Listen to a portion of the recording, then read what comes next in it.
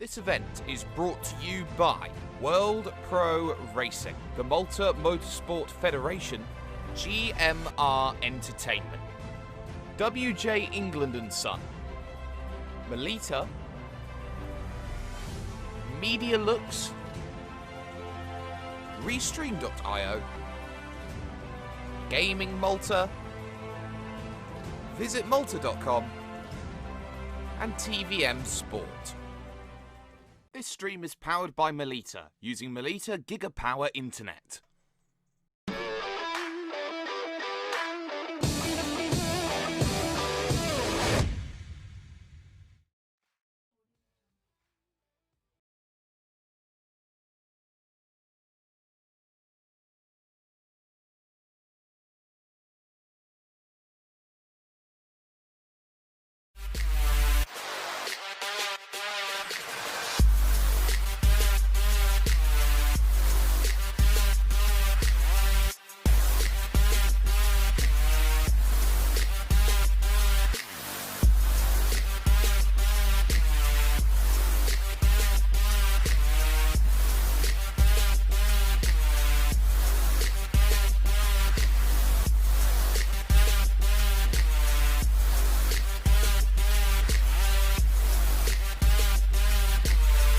World Pro Racing, where sim racing becomes real.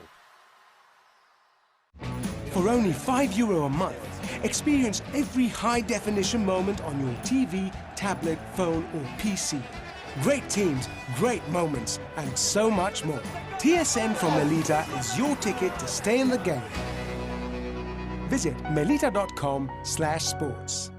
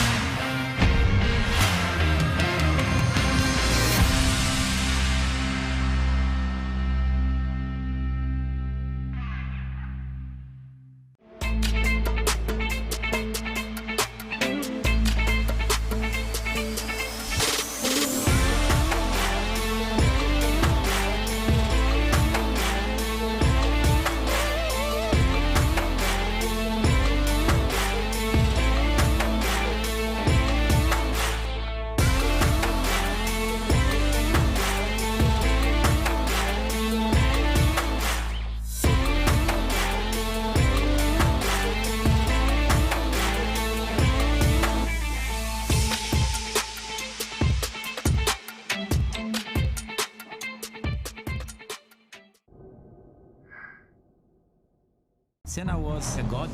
No one could even dream to follow him. I'm from a very humble background. The role of women at that time were really difficult. She's so damn dangerous. You are risking not only your life, but also my life.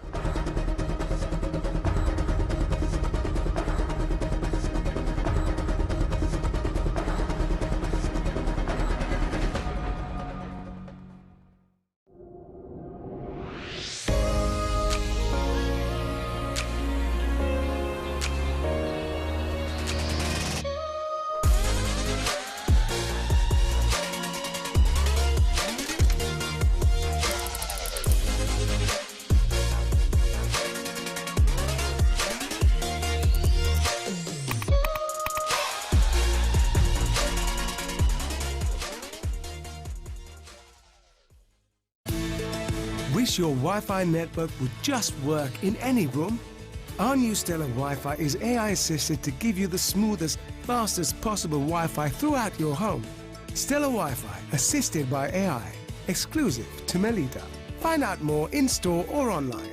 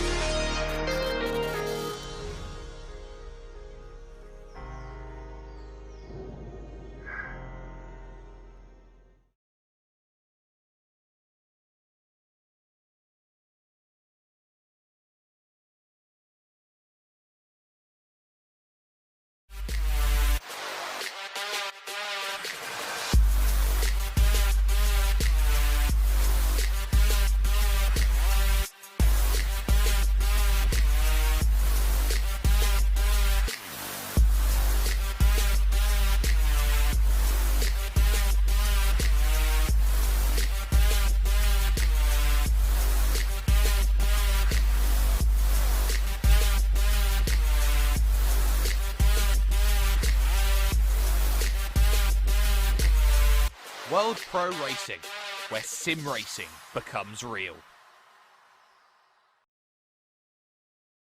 Round two. And round two of a 4-round championship means you have to be alert and on it. This is a little bit different from where we were just 1 week ago, looking at the Nürburgring and how really aggressive drivers had to be around that place. We move to the Temple of Speed. We are looking at Monza, and we are looking at a HyperX Endurance Championship, which has all the hallmarks and makings of one which needs to be conquered right now on the road to 2021. My name's Jake Sperry. That just about over there is Nicholas Hillebrand here alongside me for the action here today. 90 minutes worth of racing, and the goal to finish first. And first, you must finish. That is the motto of endurance racing. And Nicholas, when we talk about today, when we talk about how alluring this track can be, how this car and track combination has been such a stalwart for the likes of the 24-hour series, for the likes of, say, Blancpain, this is pretty much hand in matrimony. Yeah, the GT3 cars are definitely well versed with handling Monza. You know, we are quite used to seeing a lot of good slipstream battles here. We had our Lamborghini challenge here before, and some of our drivers from this HyperX Endurance Championship are already, were already present in that race. So I think a couple of them want to follow up on their good result there, and others want to improve on their result there. Of course, they're now, I think none of them are driving the Lamborghini right now, but of course still Group 3 cars that we have in Gran Turismo Sport, and it should definitely be an interesting race today. And it certainly will. It'll be here with World Pro Racing on YouTube, on Facebook Live, on Twitch as well. It is with TBM Sport. It is with, of course, motorsport.tv. And on top of that, it is with ESTV, the Esports Television Network.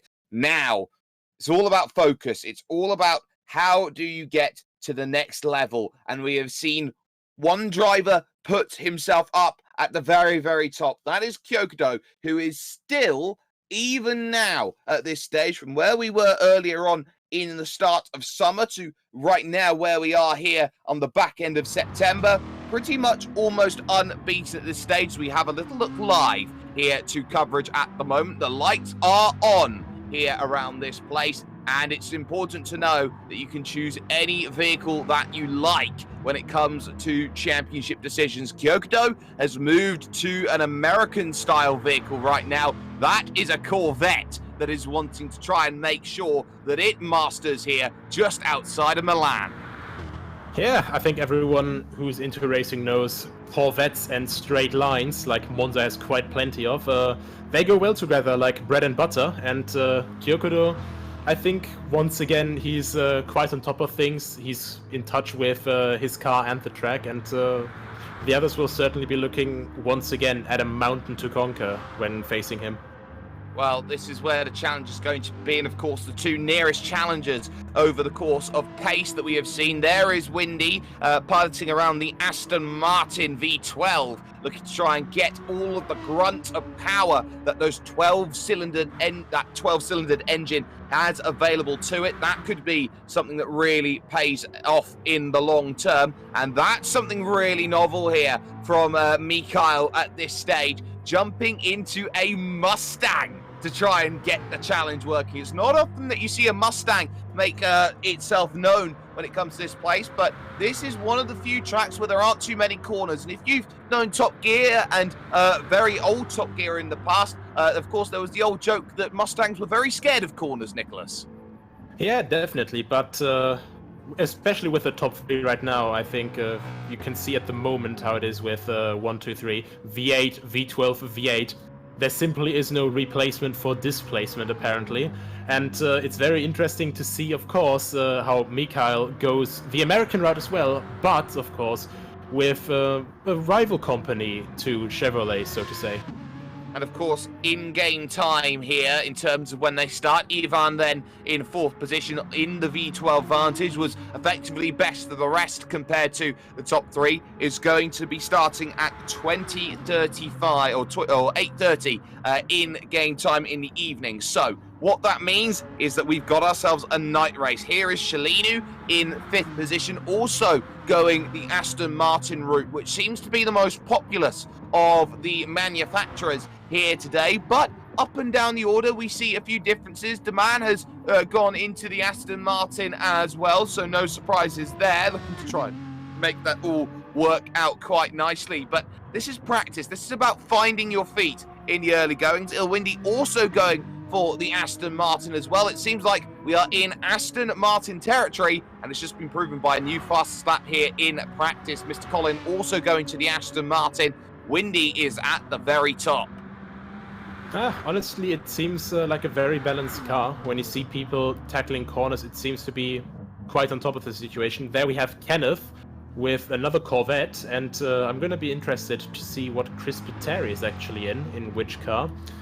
Because, another Mustang. So we have a quite dominant field here with front engine cars. Front engine rear wheel drive, of course, and V8 or V12. And yeah, I think generally that seems to be the best way to tackle this circuit right now. It's very much take your pick of high speed around this place. 1.5 tenths of a second then for Windy Boy in the golden V12 Vantage, looking to try and make some big progress here today. 3rd place in the opening round of the championship last time out, and was very much, I would say at this stage, Nicholas, outclassed by both Kyokudo and also one Mr. Mikhail as well. So the key around this place today is about staying calm, not making mistakes, and keeping that number that Kyokudo's got on screen right now down to a minimum. The slowdown penalties here today are going to be really, really strong because of the stop-start nature, because of how easy it is to cut around this sort of place. Yeah, it's definitely going to be difficult for the drivers. You mentioned it just now, the stop-start nature. We have a couple of chicanes here, not just one or two. I think most of the overtaking maneuvers will happen into the chicanes, of course, as is usual with Monza. But the nature of these chicanes, especially the Variante del Retofiglio and della Roggia, the first two chicanes of this circuit, you know, they're just so difficult because they're so tight. So you're constantly just trying to get the maximum run out of it. And of course, you have to stay clean for that. And then for Ascari, of course, and for all the other corners, you have to have the maximum momentum. And that's just going to be so difficult. Not necessarily at turn 3 at Cova Grande, because you just take the inside line there, but Delesmo, and then, of course, the Parabolica, you can run wide so easily there. And, of course, at Ascari as well. I think Ascari is the easiest place where you can gain a lot of time, but also lose a lot of time by just carrying yourself wide. And it's so easy to gain and lose time around here. This is a very simple track from the outside looking in. It's a very stop-start circuit, as we've been talking about, but there's a reason why this track has been one of the longest-serving tracks in all of the world of racing. For so long, it has been a place where people have been testing their speeds, not just say on this more modern layout, which of course came to be in the year 2000, but more rather as well what it used to be, the double chicanes of the 90s. You have the likes there of more issues going on for Mikado, who has a 4-second slowdown then after that opening section. But on top of that, you talk about the old oval banking, which used to be so prevalent and important, especially for something that we don't really have here today, for Ferraris. Yeah, definitely. And I mean, everyone who has ever watched the movie Grand Prix, the very old one, still filmed in the 60s during the actual season, that if you haven't watched it, I can only recommend it. The story, you know, like as it is for racing movies, isn't necessarily great, but just in color, having onboard footage of that time and, you know, seeing so much colored footage and actually just seeing those cars in action, because they actually recorded it over the F1 season. Seeing that on Monza, and they actually have this nice bit where they talk about how bumpy the oval is, how frightening it is. So definitely a step forward in safety that isn't being driven on anymore.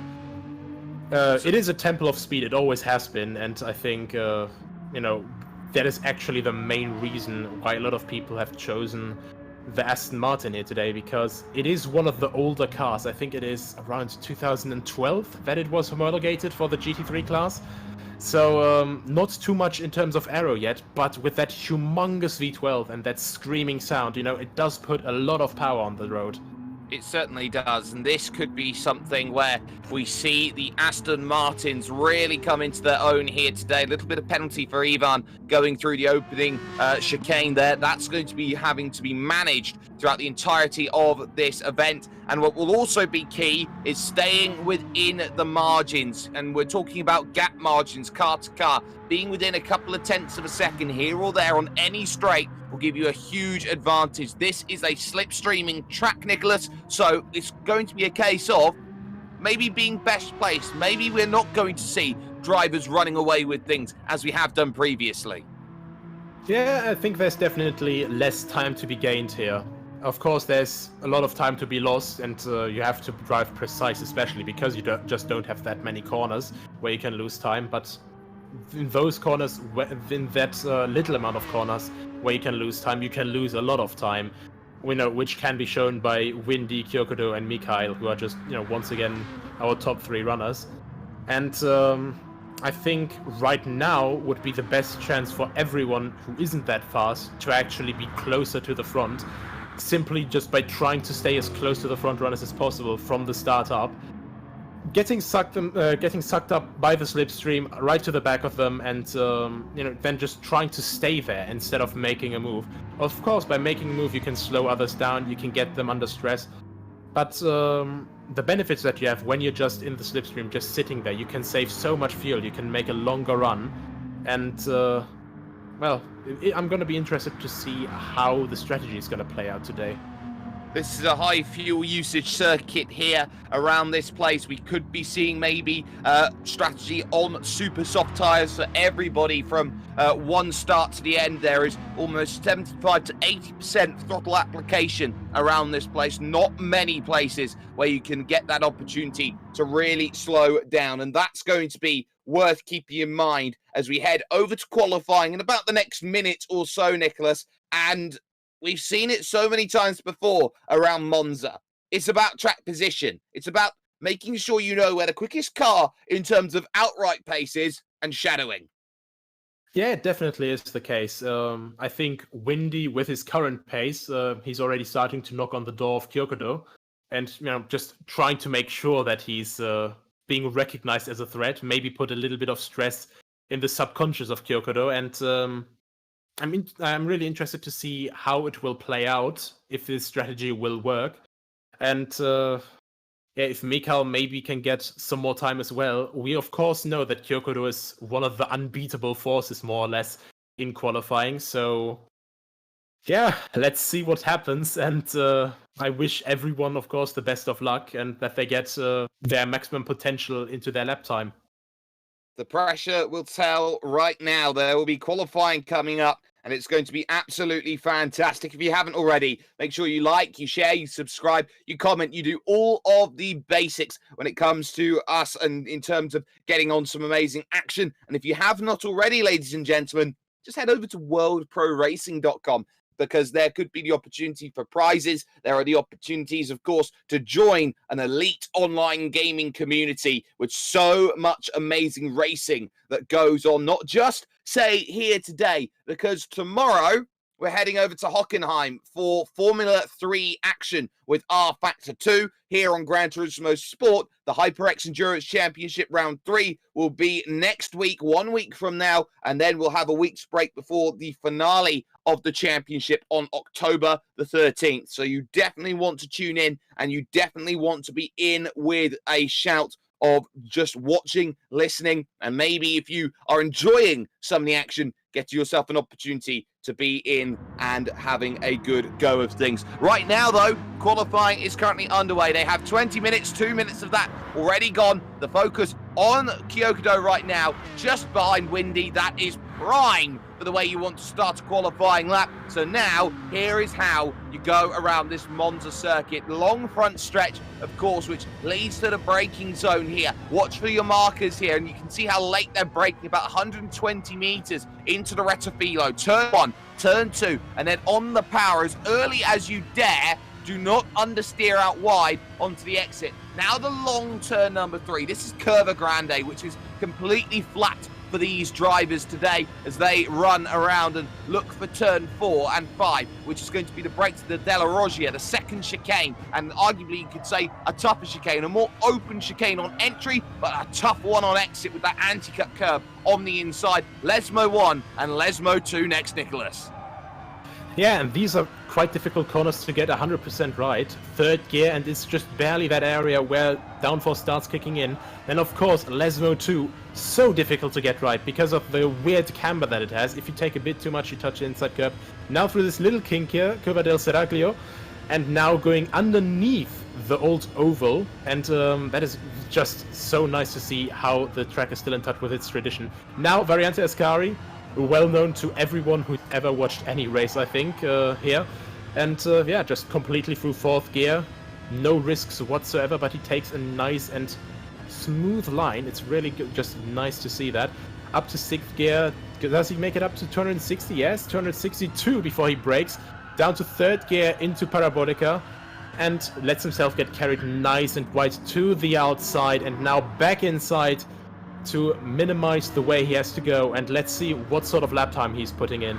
Well, Mika was the benchmark, but Windy has gone and improved on that. A 1:46.1, Ivan on a 47.8, so the time does not count then for one driver out there, and that one, of course, belongs to Kyokudo, who did not manage the time that was needed. Pushing wide through the final corner, I think, was the reason why Kyokudo's lap time was invalidated in terms of the run. So there is a lot more to be found then over the course of 15 more minutes worth of racing. Chris Spiteri on a 59.9, not a representative time. Same for Kenneth, 2:07 flat. Not representative, but we'll be looking for time the longer that this goes on. So Windy from Mikhail and Deman, currently your top 3 at the moment, but there's not really too many surprises right now. The question will become, Now, how much damage do they mitigate in terms of the championship? Remember, Windy finished third, Mikhail second, and Kyokudo first 1 week ago. Now, if this is the case where Windy gets first, Mikhail second, and Kyokudo maybe in third, we could be in a position where we're all tied up 3 ways, looking towards round 3. Definitely interesting prospect to have.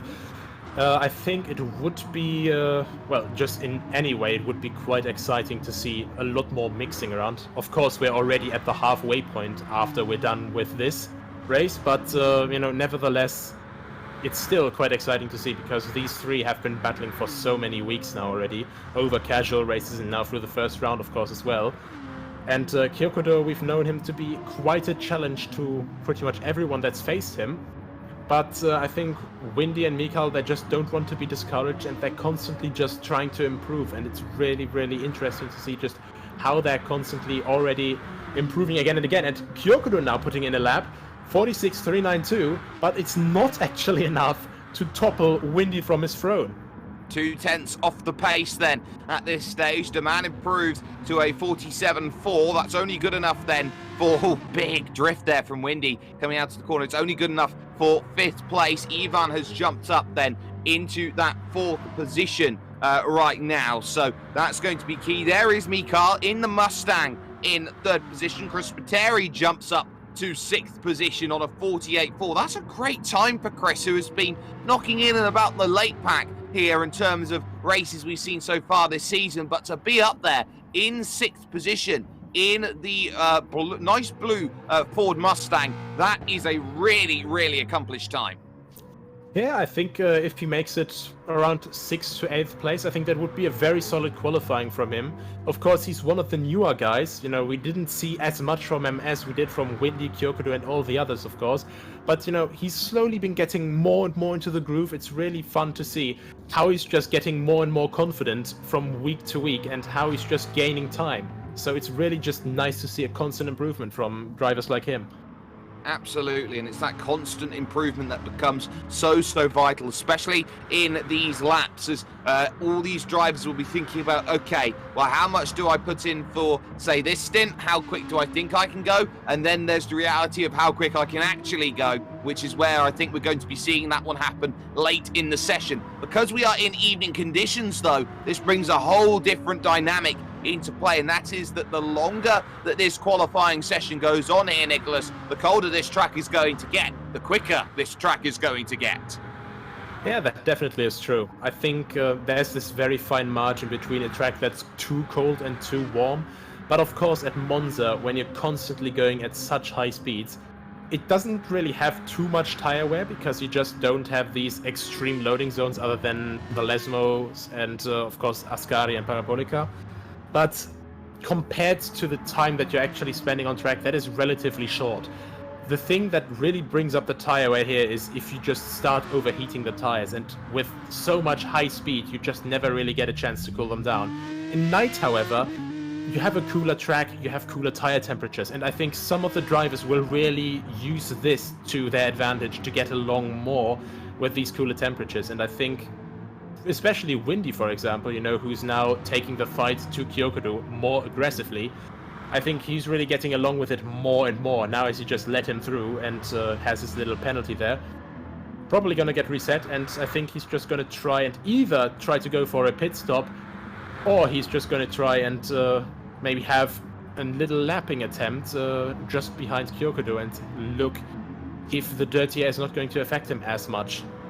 This is not a championship for nothing, of course. There are prizes available, which are provided by HyperX, the title sponsor here of this endurance series on Gran Turismo Sport, as Kyokudo will be searching for more times. The bright red rims, I think, are going to be seen all day and pretty much into the night long here in terms of the racing that's going to be happening. But Kyokudo, for the time being, is going to send it on into the pits, followed by Windy as well here at just before the halfway stage. There are the tyre changes out of the way. Shalinu finding a bit more pace, and that's good enough to jump ahead of Chris Pateri up into 6th position then in this one. So Shalinu doing a pretty good job of things right now. Found 7/10 on that last lap and has put himself within 0.3 of a second now of Daman in 5th place. Yeah, I think we'll have quite a few groups actually, battling again. We had this same phenomenon in the last race where we had just a couple smaller groups battling throughout the field, and I think we'll have the same bit here again. I think Chris Pitteri, he's going to be looking at either fighting for the guys behind him, fighting for his 7th place right now, or maybe he's going to try and just hang into the slipstream, keep up with those guys in front of him, and I think if he's successful in that, he can look at a very solid race result here today. And it's those solid race results which become so very, very key to build up, especially in a short championship like this. All those results are so important so quickly. Just noticed going up into 8th place actually there is Mr. Colin. I'm curious to see what Mr. Colin is driving today. That is also a V12 Vantage, and it's surprising to see Mr. Colin in a V12 Vantage because he has been a proprietor of the Porsche for a very, very long time. So to see that change, going over to something, maybe just having to go over to something, knowing that it's brute speed that's going to be the key to staying in this race today, I think that's going to be very telling. This is a case where the balance of performance has been decided on who's got enough grunt. Yeah, and it definitely is the case that, the Aston Martin, where the older spec maybe is a bit of an advantage in comparison, because we see the Corvette, the C7, while it's a Group 3 car, so it's not exactly the Callaway Corvette GT3 that we know, for example, from the ADAC GT Masters, but it's still, designed as a mix between that Callaway Corvette and the GTE Corvette, and of course the C7 is a far newer car than the old V12 Vantage, I think at least 2 or 3 years, if you go down back to through history. So I think maybe it's the best idea to go for an older spec car here. Of course, less downforce is also less drag sometimes. So we'll see how that comes into play. Windy in control, 3 different manufacturers inside the top 3, and it is the same faces up there at the top. Windy, Kyoto, Mikael then just serving some slowdown penalty and dropping in behind Windy. Now that's tactical. Of course, we know that Windy's got the quickest time, but it's also worth knowing that none of the main rivals have got their quick time by drafting in behind their main rivals. So this could be a case where we see it. Kenneth jumping up a little bit in terms of time to a 53.5. That will be a good improvement, but that's why Ascari is the biggest place you do not want to make mistakes at. 3 seconds if you get it wrong. Yeah, and that definitely didn't work to Mikael's tactics there. 3 seconds, quite an extreme penalty. I'm not sure if they're going to have the same, integrity of penalties. So the same, duration of them as here, because 3 seconds, that's, well, needless to say, worlds in racing terms.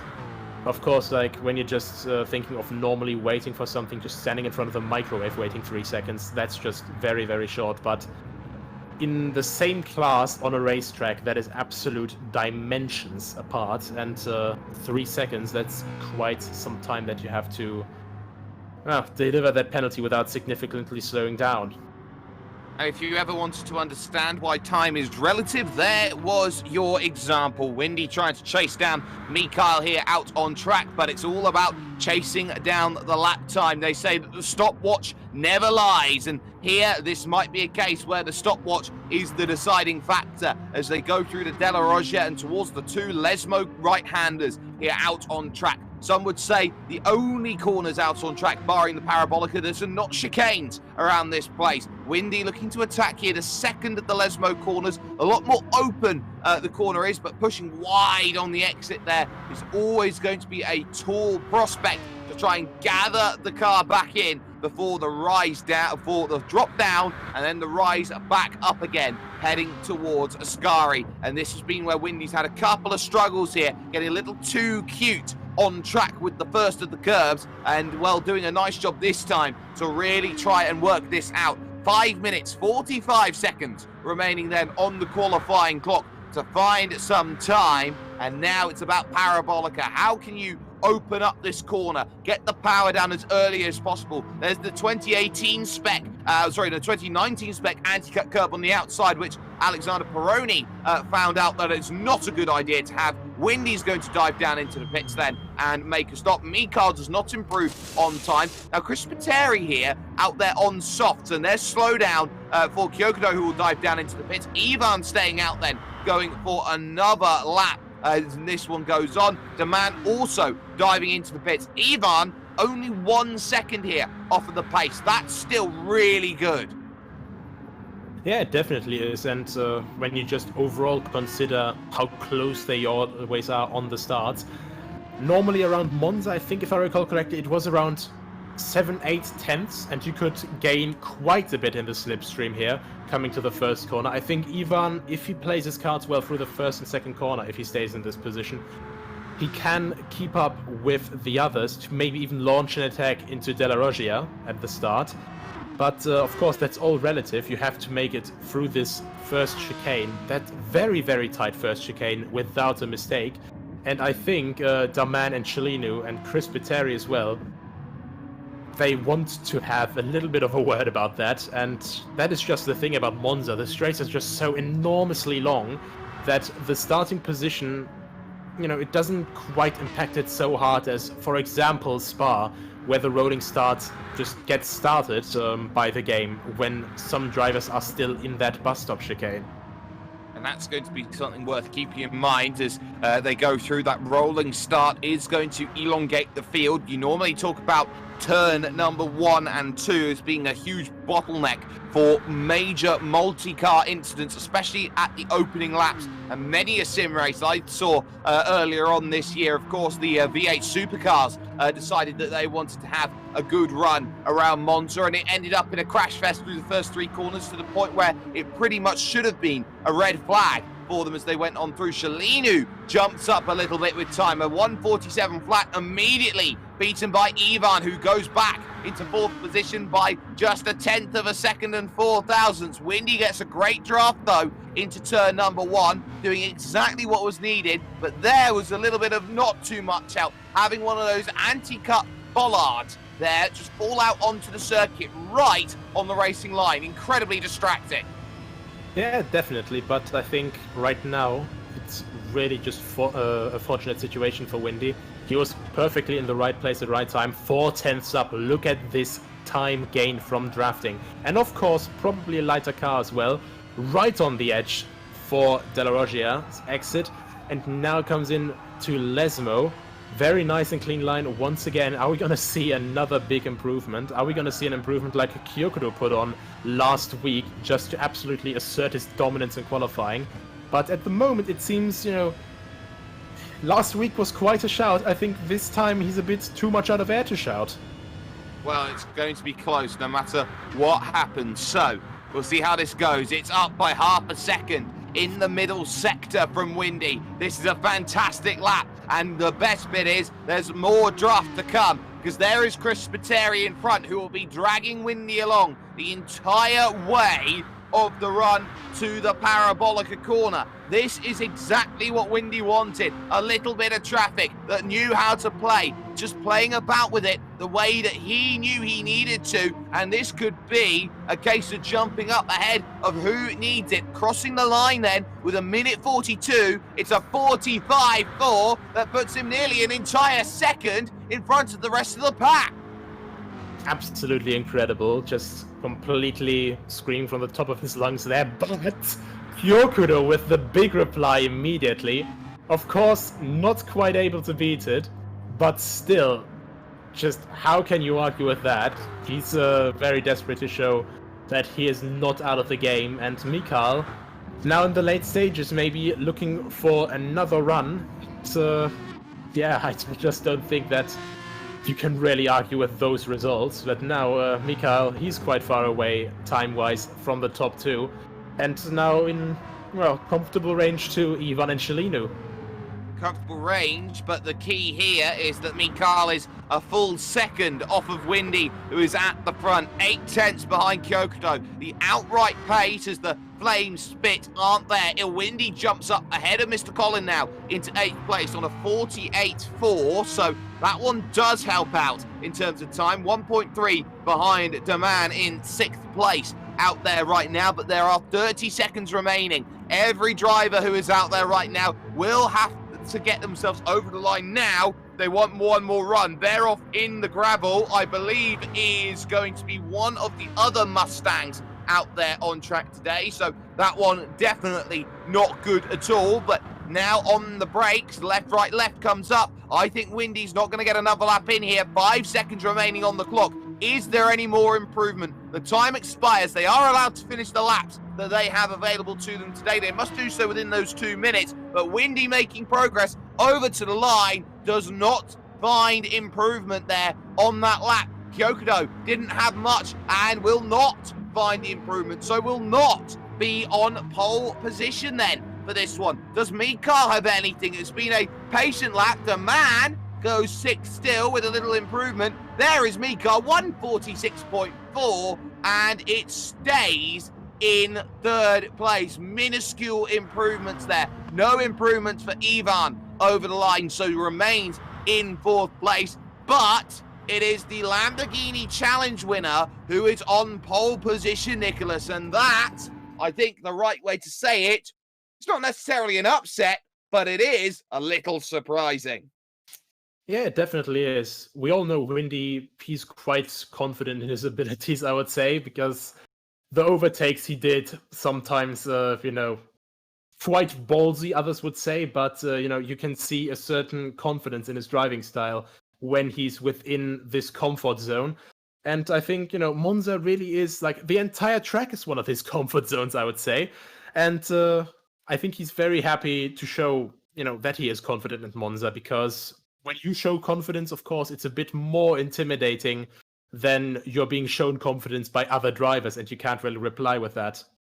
And we saw how it was 1 week ago that Kyokudo had a bit of a challenge in the early stages, but used strategy to mastermind a way forward to a 10-second victory. It was at the time before he had to pit in late. Is this going to be a case where maybe it might be done on strategy once again?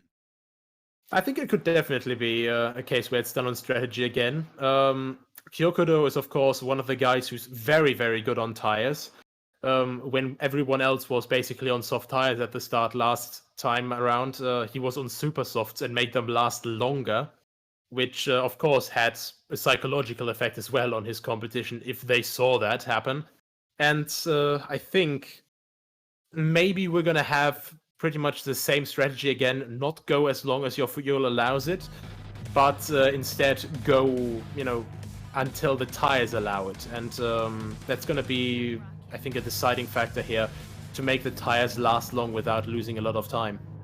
Well, here are the drivers lining up then on the grid. It's a 90-minute race, so this is not a sprint. This is more of a marathon, and there is Windy in control of everything right now. There is the lowdown Corvette in second position, able to be a little bit more streaked and streamlined here through this one. It's a battle of Britain versus America here at Monza, and it starts now for 90 minutes worth of action. Then with Windy Boy at the front, 6/10 only the margin, and already you can see how that is going to close as they take the big narrow inside line, starting to move to the outside here before they jam on the brakes into the Rettifilo for the very first time. This one, no real troubles at all for Windy starting, but the man and Shalini already trying to jostle it out for places side by side. Mr. Collin will take away 9th place away from Kenneth then at the back of the pack, but Windy crucially clear, but not for the time being. The Della Roggia coming up as the next big bastion that could be a place where overtakes happen. Kyokudo thinking about it, but has to tuck into line. That was very close. You could really see how the Corvette, the suspension of the Corvette compressed at the front, where how hard he had to go on the brakes to make that work. And yeah, a lot of people already fighting quite hard here, so not that many people thinking, maybe we're gonna tuck in a bit first. And Windy pushing quite hard. I think that killed his momentum quite a bit. And well, 4/10, of course, it's still a bit more comfortable than 2/10, but those 2/10 can be reached quite quickly with all this slipstream going on here. Absolutely, through Ascari, where Windy has struggled a little bit so far in practice, and the rest of it, there is the man, and that in front is Shalinu, who got half a second's worth of penalty at the Della Roggia, now down to just 2/10 of a second then on the opening lap. They have all the time in the world to serve it, but here's the battle for the race lead. Kyokudo wasn't going to be away from that position for long. Windy's going to try and tuck this one up and under Kyokudo, and that's fantastic then to regain the lead. But of course, you're not going to get that sort of advantage then when you go towards turn number 1. The Corvette C7 against Windy, who is there in the V12 Vantage as they rush towards that turn number 1 and 2 once again. There is Kenneth around for a little bit of an oopsie daisy. We'll catch this on replay then from back of the pack through Parabolica. This is where it all went wrong. Just straight on, just outbroke himself. Yeah, some people just get a little bit too desperate on trying to catch back up. Oh, what happened to Windy Boy? Let's have a look.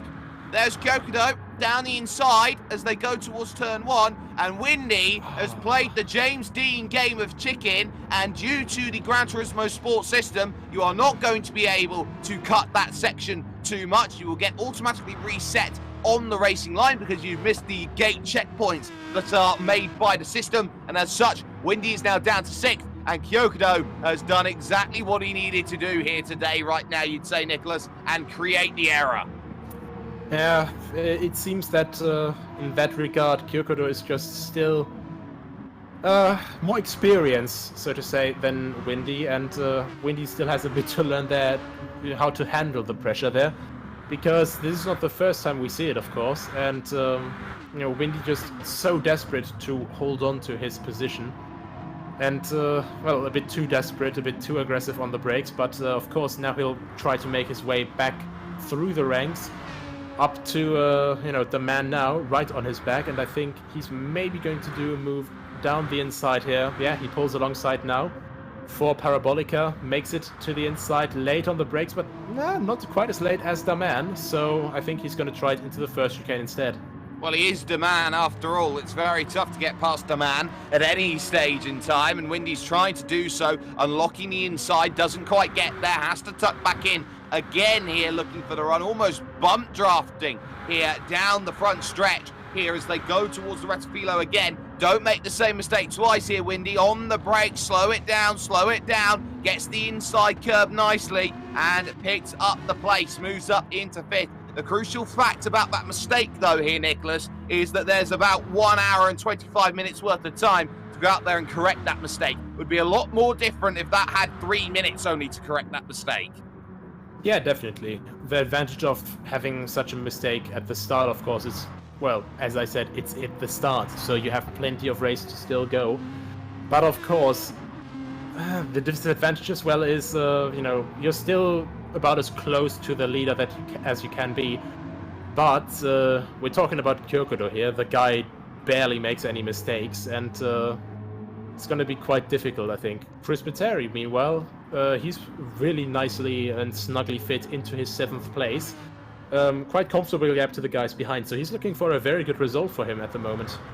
Windy there, of course, in 8th position, and Mr. Colin in 9th, all of whom are spread nice and neatly, a couple of seconds each between them as they rise up the hill towards Ascari. Now, Windy's got the next target in sight. This is Shalinu here in 4th position. Ivan currently on the podium right now as things stand, but Windy will be searching for the inside sooner rather than later here in terms of this battle, going through the famous Parabolica corner, trying to attack the exit as much as you can, and there you can see that very inconsistent line from Shalinu going through the final corner. And we did note a little earlier in terms of the season that Shalinu isn't one who races the most naturally compared to most sim racers out there. Windy's going to look to the inside once again, jam on those brakes, and it's a case of 2 from 2, absolutely. Yeah, after this first escapade, I think, he's just trying to turn around his image of turn 1 by, well, turning around being successfully overtaken by Kyokudo into successfully overtaking everyone else through turn 1, as it seems. And next one up in that list would be Ivan, who of course still tries to keep up with Mikael in front.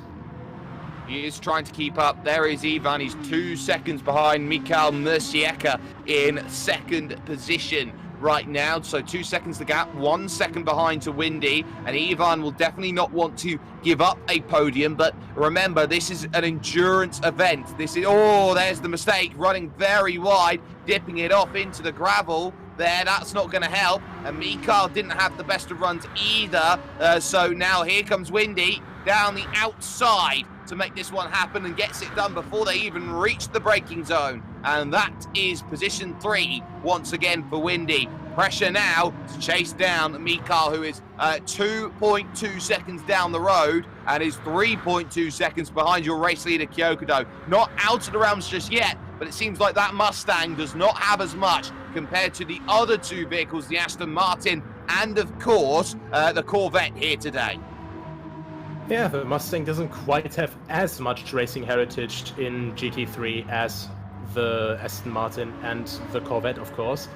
But nevertheless, I think it's still, for Monza, a very capable race car. And, maybe it's just about finding the rhythm, finding your center properly, and, maybe it goes a bit faster later in the stint, It's all dependent on how the car handles throughout the entire stint. As we've seen, quite a few massive pace drop-offs before, whereas other cars, they just didn't have that disadvantage as extremely. This is Shalinu in 5th position, tried to go down the inside at turn number 1. The Rettifilo did not manage that one, so to the Della Roggia, noses away to the inside. How good is this going to be on the brakes? Oh, it was very, very curt to the inside, so not much you can say from Shalinu there. Almost a case of car placement, not wanting to deviate from the line, running into a couple of troubles there to get past Ivan, who effectively just said, well, if you want to go to the outside, I'll put you all the way out there, but I'm taking the racing line, so if you're going to go on the brakes, you're going to have to make sure you make a block pass. Yeah, definitely. And I think Ivan, he's a quite, he has his moments when he makes a little mistake. Sometimes under pressure as well, but overall, as a defensive driver, he's one of the big numbers in the field. And we've seen that again and again throughout a lot of races. This might have been a bit wide there. Do we see the penalty pop up? I don't know. But yeah, he escapes that for now as well. And yeah, I think Shalinu, of course, we've seen fight for top positions all the time as well. So I think it's all about Shalinu trying to put on as much pressure as possible onto Ivan to make him crack in his usually solid defense. Nearly a bump there from Shalinu through the Parabolica and onto the front stretch once again, onto their 6th lap of this event, and Shalinu's going to move to the inside again. Well, is this going to be a case of Groundhog Day potentially for Shalinu? Really slowing it down, but again, trying to hold that inside line is Ivan. Little slide on the exit from Shalinu, and then jumping back into position then is Ivan, who does not want to get aggressive here and really start battling early, mainly because look who's behind them. Demand, yes, 2.9 seconds of penalty, but that can be served down at any point in time. Ivan's going to wait for the right chance, which is going to be here. Nope, has to jump back into line as they all funnel on through the Della Roggia section, and you feel right now Ivan wanted to do something that Valentino Rossi, who is his big inspiration, does so very, very often, and that is attack again at the earliest available opportunity. Well, they do say attack is the best defense, and Ivan certainly takes that to heart, He's constantly letting his opponents know that he's already there, and I think, the constant pressure that puts on people, that can really be the thing that makes the last crack that he needs to make that pass happen in the end. Windy, though, he's also gaining quite a lot of time. Not so much right now because he just ran a little bit wide through turn 10, the last bit of Ascari, but he's been gaining solid time again and again, and I don't think that he's actually losing time in comparison to Kyokudo up front, which might be that we're in for a race-long chase.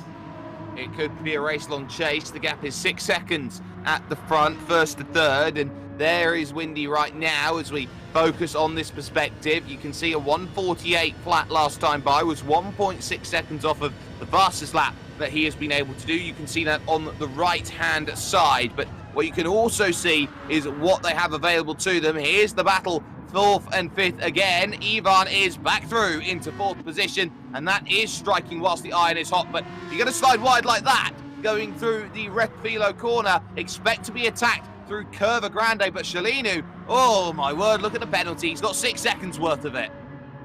Yeah, gotta catch them all. He's collecting quite a few, and I think that's also mostly due to the curbs that are around here, because normally you can't tackle sausage curbs all too much here, but they're a bit more flat here, so it's quite encouraging to just go for this, bump over the corner. Sometimes it even helps you turn in a little bit, and I think Cellino is a little bit too enthusiastic about that right now. But now, just sitting behind Ivan, if he chooses to not just immediately make the next move, just sit behind him a little bit, he can just let himself get dragged up to Ivan through slipstream and then just ease off a little bit more, because that will, of course, also wear down this penalty quicker. Well, you can see a couple tenths of a second locked off, down to 5.9 seconds worth of penalty that is there. They have all of the race to serve that penalty, and if they do not serve it, it gets added on at the end of the race. So the incentive is there. You either lose that penalty on track or you lose it in the standings after the race. And we have seen it before over the course of racing with World Pro Racing, that those penalty points, they do matter. They do make a difference. So what can you do to make something happen that gives you maybe the best opportunity to go out there and attack? There's two philosophies Cellino could have here at this stage. One philosophy is get past Ivan and try and just hold him back for 5.8 seconds worth of time, or sit behind maybe and wait for 5.8 seconds as there's another lunge down the inside. That's incredibly aggressive on the curb. It's too aggressive, in fact. That's a reset then. Backwards goes Cellino and has to put the power back down again to get on going again. Now here's the first taker as well, Mr. Colin, into the pits after what is 14 minutes worth of racing, which is incredibly early, I think, in terms of trying to get a stop working out. But now there is Cellino in trouble off at Curva Grande. There's the replay. Got it all back off and going again. But then what's the dramas then going through Curva Grande? Is this a case of just running wide and maybe things going wrong? So we see it's straight, it's straighter, it's straight off. Yeah, I think he's either he's a bit discouraged now and, just trying to find a center again, or maybe a bit distracted as well. And of course, after something like that happens, you just get reset out of a fight. And that is Cellino just retiring the car, unfortunately. It's of course a frustrating experience, so sometimes, you just can't really recover from that. And Cellino out of the race then at that moment in time. We don't know what quite has happened there. It didn't look natural. Maybe some of the technical gremlins then running into the way that the racing was going, and as such, retirement is the name of the day. We are down to 9 drivers then here at this race for the HyperX Endurance Championship, and this is the fight for second place at the moment. Mikhail Mercieka against Windy Boy 97 as they hit the brakes into the Rettifilo for their 9th time here in this race, and looking to go out there and be aggressive in the early goings of the proceedings. Windy knows that he's let the gap slip from here to Kyoto, has to dispatch to Mikhail quickly, but there is a silver lining at this moment, a slight gain you are able to find here in terms of speed being in that tow, that slipstream. It might just have to be a case that Windy has to play the cooperation game very, very much like NASCAR in order to try and bring back in Kyoto over the course of this race. Yeah, it definitely seems to be the case, and if I didn't know any better, I think I'm starting to see a little bit of a pattern with the gaps here. So I think overall the Mustang has the absolute edge on straights, the Corvette has the absolute edge on corners, and I think the Aston Martin is just pretty much the perfect balance in between.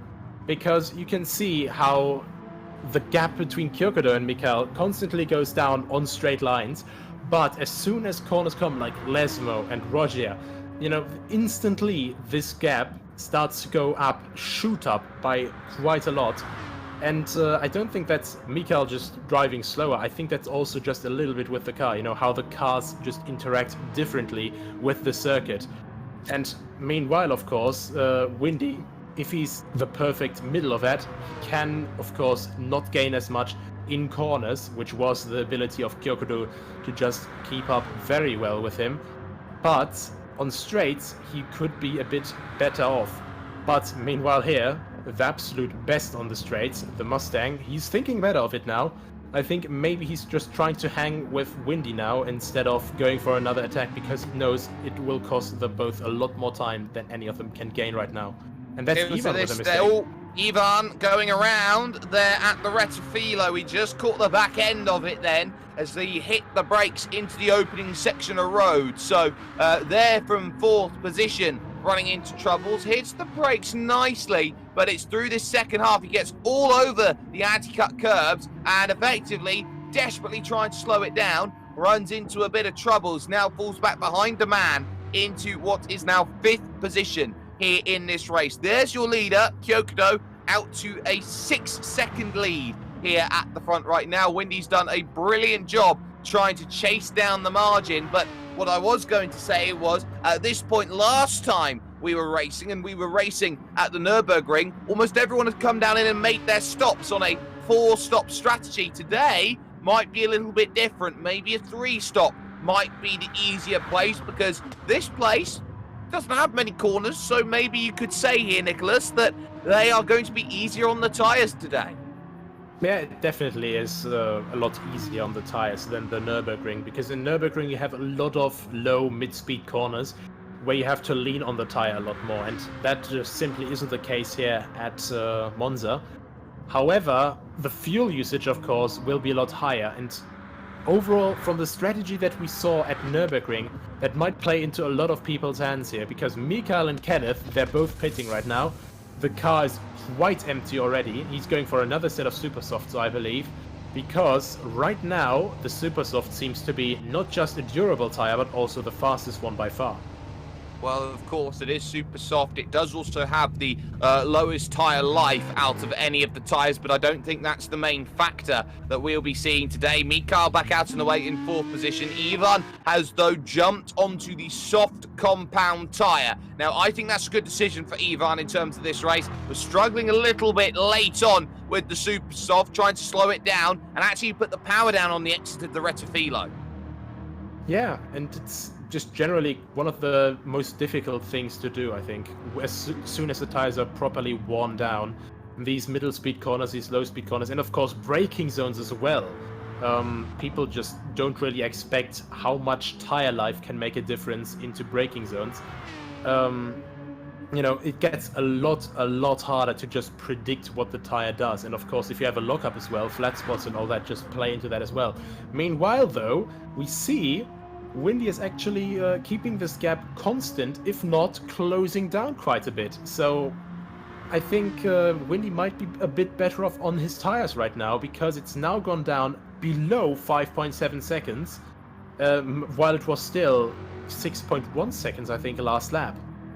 It's going to be a close race here, you feel, over the course of 90 minutes, and Kyokudo's got to work, stays out for another lap, so a 12th revolution of the circuit is coming up, but Windy is going to come in 1 lap earlier, 6% of the tank remaining, deciding to make a stop. Now, this is another thing that's going to be key. If Windy's pushing a little bit harder, he's using more of that fuel tank. He's able to maybe pit in a little bit earlier. Maybe Kyokudo's trying to think about the long game. Think about, okay, every lap will add up and I might be in the best position. The man also into the lane, trying to make a stop, automated by the Gran Turismo Sport system. Yeah, and this is really just one of the nice things. It takes a bit... It takes away one worry of racing, which is the pit stops, of course.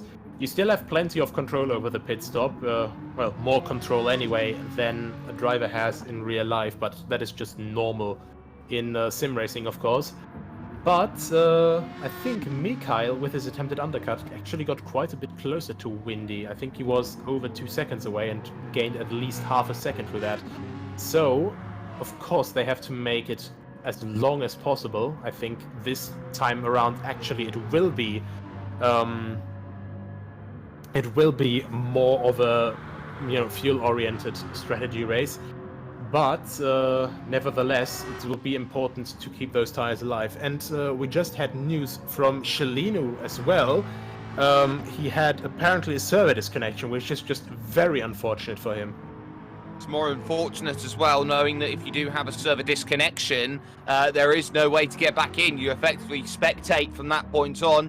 If you're in, you're in, and if you're out, that's it. Now, Kyokudo surely has to dive down into the pits this time, and does so from the race lead. So, Ian, that's something really, really key to look at there from Kyokudo's strategy then. 9% of the tank going 1 lap longer. Kyokudo has got himself a bigger fuel tank than what the Aston Martin and also what the Mustang has. So economy might be what we're looking at today. Out and away will go Kyokudo, looking to put the power down and look behind where Windy is, trying to make progress here on the front stretch. The gap 7 seconds then, pretty much dropping down to about 6. 5.4, 5.2. So the advantage was there from Windy. Did gain in the stops about 7/10 of a second, but that margin's going to keep adding up, especially if you can take less fuel at the end, and bang! 3.5 seconds. Goodbye any hopes now of chasing that all down. Yeah, and the penalties here are quite harsh, simply because you can gain quite some time by cutting the corners here, but I think as long as Windy doesn't pay too much attention of it, as he is still so far behind Kyokudo, he should be still fine. And I think that we also get a couple of back markers now in the deal, because I think one car in front of Windy is not quite Kyokudo, that is another car. Certainly is. There's a 10th of that already off the books then right now. It is Kenneth who is in 9th position right now, and this is going to have to be negotiated pretty quickly in terms of this race. So Kenneth, 2.5 seconds worth of penalty to serve anyway, going through the left of Ascari, and should be pulling over to the left-hand side once they all get through there, and they do so. Windy gets another 2/10 knocked off there quite nicely and picks that one up without any real dramas at all. So Windy's doing exactly what is needed to be done here. A little bit of traffic is a little bit of time to serve the penalty. You serve it in increments. A 10th here, a 10th there, it will be gone before you know it. I think the best strategy for Windy right now would be, after his mistake there, he is catching back up quite rapidly at the moment. He's obviously comfortable with the car, and as soon as he gets behind Kyokudo, I think his best strategy would be just to hang back for a bit, relax. Obviously, Kyokudo has the fuel usage advantage right now, because the Corvette just seemingly uses less fuel. Honestly, not a big surprise, because of course it's a V8 instead of a massive V12 in that car. But nevertheless, you know, just hang back a bit, stay right behind Kyokudo, put some pressure on him, and try to make the car last as long as he does. And then in the last stint, when he isn't expecting it, just strike with all your might. And I think that way, Windy could make quite an impressive comeback in this race. There is Deman in 5th position, 1.3 seconds behind Ivan, who is in 4th right now. But with 3.8 seconds worth of penalty, that's going to be a long, long serve for Deman. And now it gets even worse, because another 2 seconds jump up. It's 5.8 seconds now. And there's yellow flags coming into the sector that they're going into right now. And that's for Kenneth, who's in the inside wall backwards there the very same way that Lewis Hamilton did in, I think, 2011, if memory serves correct. Maybe 2010. So Kenneth going for a bit of a round you go. Yeah, and the Lesmos, they are definitely one of the harder corners of the track, because Parabolica, now you have a bit of runoff. Of course, you have this curb that just tries to launch you like a Saturn V rocket. But other than that, you still have a bit of runoff. So, and just besides that, you still have not so much of a chance to spin to the inside into the wall. But Lesmo, they're just so close to normal 90-degree corners. You're thinking you can go into that with all of your confidence, but that isn't the case. That definitely isn't the case, because these corners are just absolutely tricky to get down 100%. Meanwhile, you have Chris Pateri and Mr. Colin fighting it out for 6th place. Mr. Colin with a very consistent drive so far, making it back up to the rear of Chris Pateri. Of course, 1.9 seconds penalty, but he has plenty of time to serve that as he heads into the pit lane. Second time then that Mr. Colin has come into the lane. He has been one of the more aggressive. Chris Pateri has also dived down into the lane as well, but Mr. Colin here going for the early call. So this is going to be a 5-stop then from Mr. Colin at this rate of stopping. Out and away goes Mr. Colin, crucially ahead of Chris Pateri. Only 70% of the tank is up to fill for Mr. Colin. There's a whole tank for Chris Pateri on the soft compound tyre. So that will put Chris back into 8th position right now, and will be looking to try and gain as much as possible here in terms of the stint at this moment in time. There is Ivan, 0.0 of penalty to go and serve. So literally it is a blink of an eye at this moment in time. But crucially, the man is right there, just sitting, waiting, looking for a chance to pounce here after maybe the first third of the race has come and gone just like that. Yeah, I think the man, he definitely has a bit more of an exciting race today, and definitely Ivan, because as I recall, if I recall correctly, Ivan had a bit of a boring race in the void at Nürburgring. He basically was in a very solid position, but just no one else around him. So I think he'll appreciate the change of scenery with the Aston Martin lighting up his rearview mirror currently. And of course, that Aston Martin will be wanting to try and make some good progress here. It is Aston against Aston, and there's a little bit of a change then on the front stretch. Ivan going to the left-hand side and looking to try and stay really, really narrow as possible. It is worth noting here that they haven't really dropped too much time in the opening section of this race. They are only still 16 seconds behind your race leader, Kyoto, right now, and only 8 seconds off the back of Mika, which I think for a race like this, that would be a huge win for these drivers. Yeah, definitely, definite improvement compared to the gaps that we had last time, especially since they're still in spin range. So, to clarify, I don't mean that they are still in range to spin someone out or something, but if Kyoto would, for example, make a mistake like a 180-degree spin, which of course no one wants to happen to anyone, because, you know, we just want people to fight out to their limit, just completely on the same footing. But if he were to spin, he would still be within striking range then for Ivan, for the man, and the man now making it past Ivan, and I think something might have happened there. Yeah, and that will certainly be key. And there is Ivan, slow, going out to the second Lesmo corner. Oh, there it goes. Bang, into the wall hard. Coming out of the second Lesmo corner, easy to do. You want to be on the power early, but just like, and that, there goes the rear. Crucially though, there is a big gap, a 30-second gap to the next group. The man though, 10 seconds clear, 5 seconds worth of penalty. Yeah, I think he has quite more than 5 seconds of a gap now, but of course, yeah, he will still try to catch to the front a bit more. Yeah, once again, Lesmo catching it out. You can almost basically predict it like Cluedo. It was insert driver name with the AstroTurf on the outside at Lesmo 1. And that is how the murder happened. And, well, very unfortunate to get caught out like that.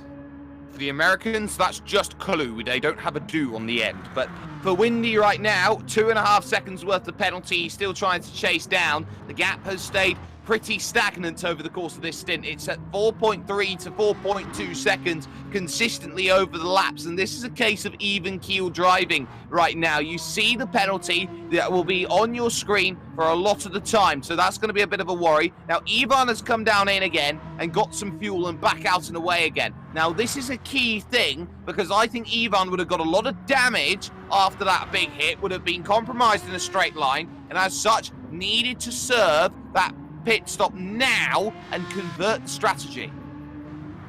Yeah, you of course don't want to pit too far off strategy, but when a hit like this happens, within a couple of seconds, preferably instead of a couple of laps, you have to decide, is this damage going to affect my lap time so drastically that it would be just better to pit right now? And Ivan definitely seems to have the conclusion that pitting right now was the right option, and honestly, I can't really blame him there, because there was quite a hefty hit just straight into that barrier. And of course, if you need anything at Monza, with the little downforce you have, you need your front downforce.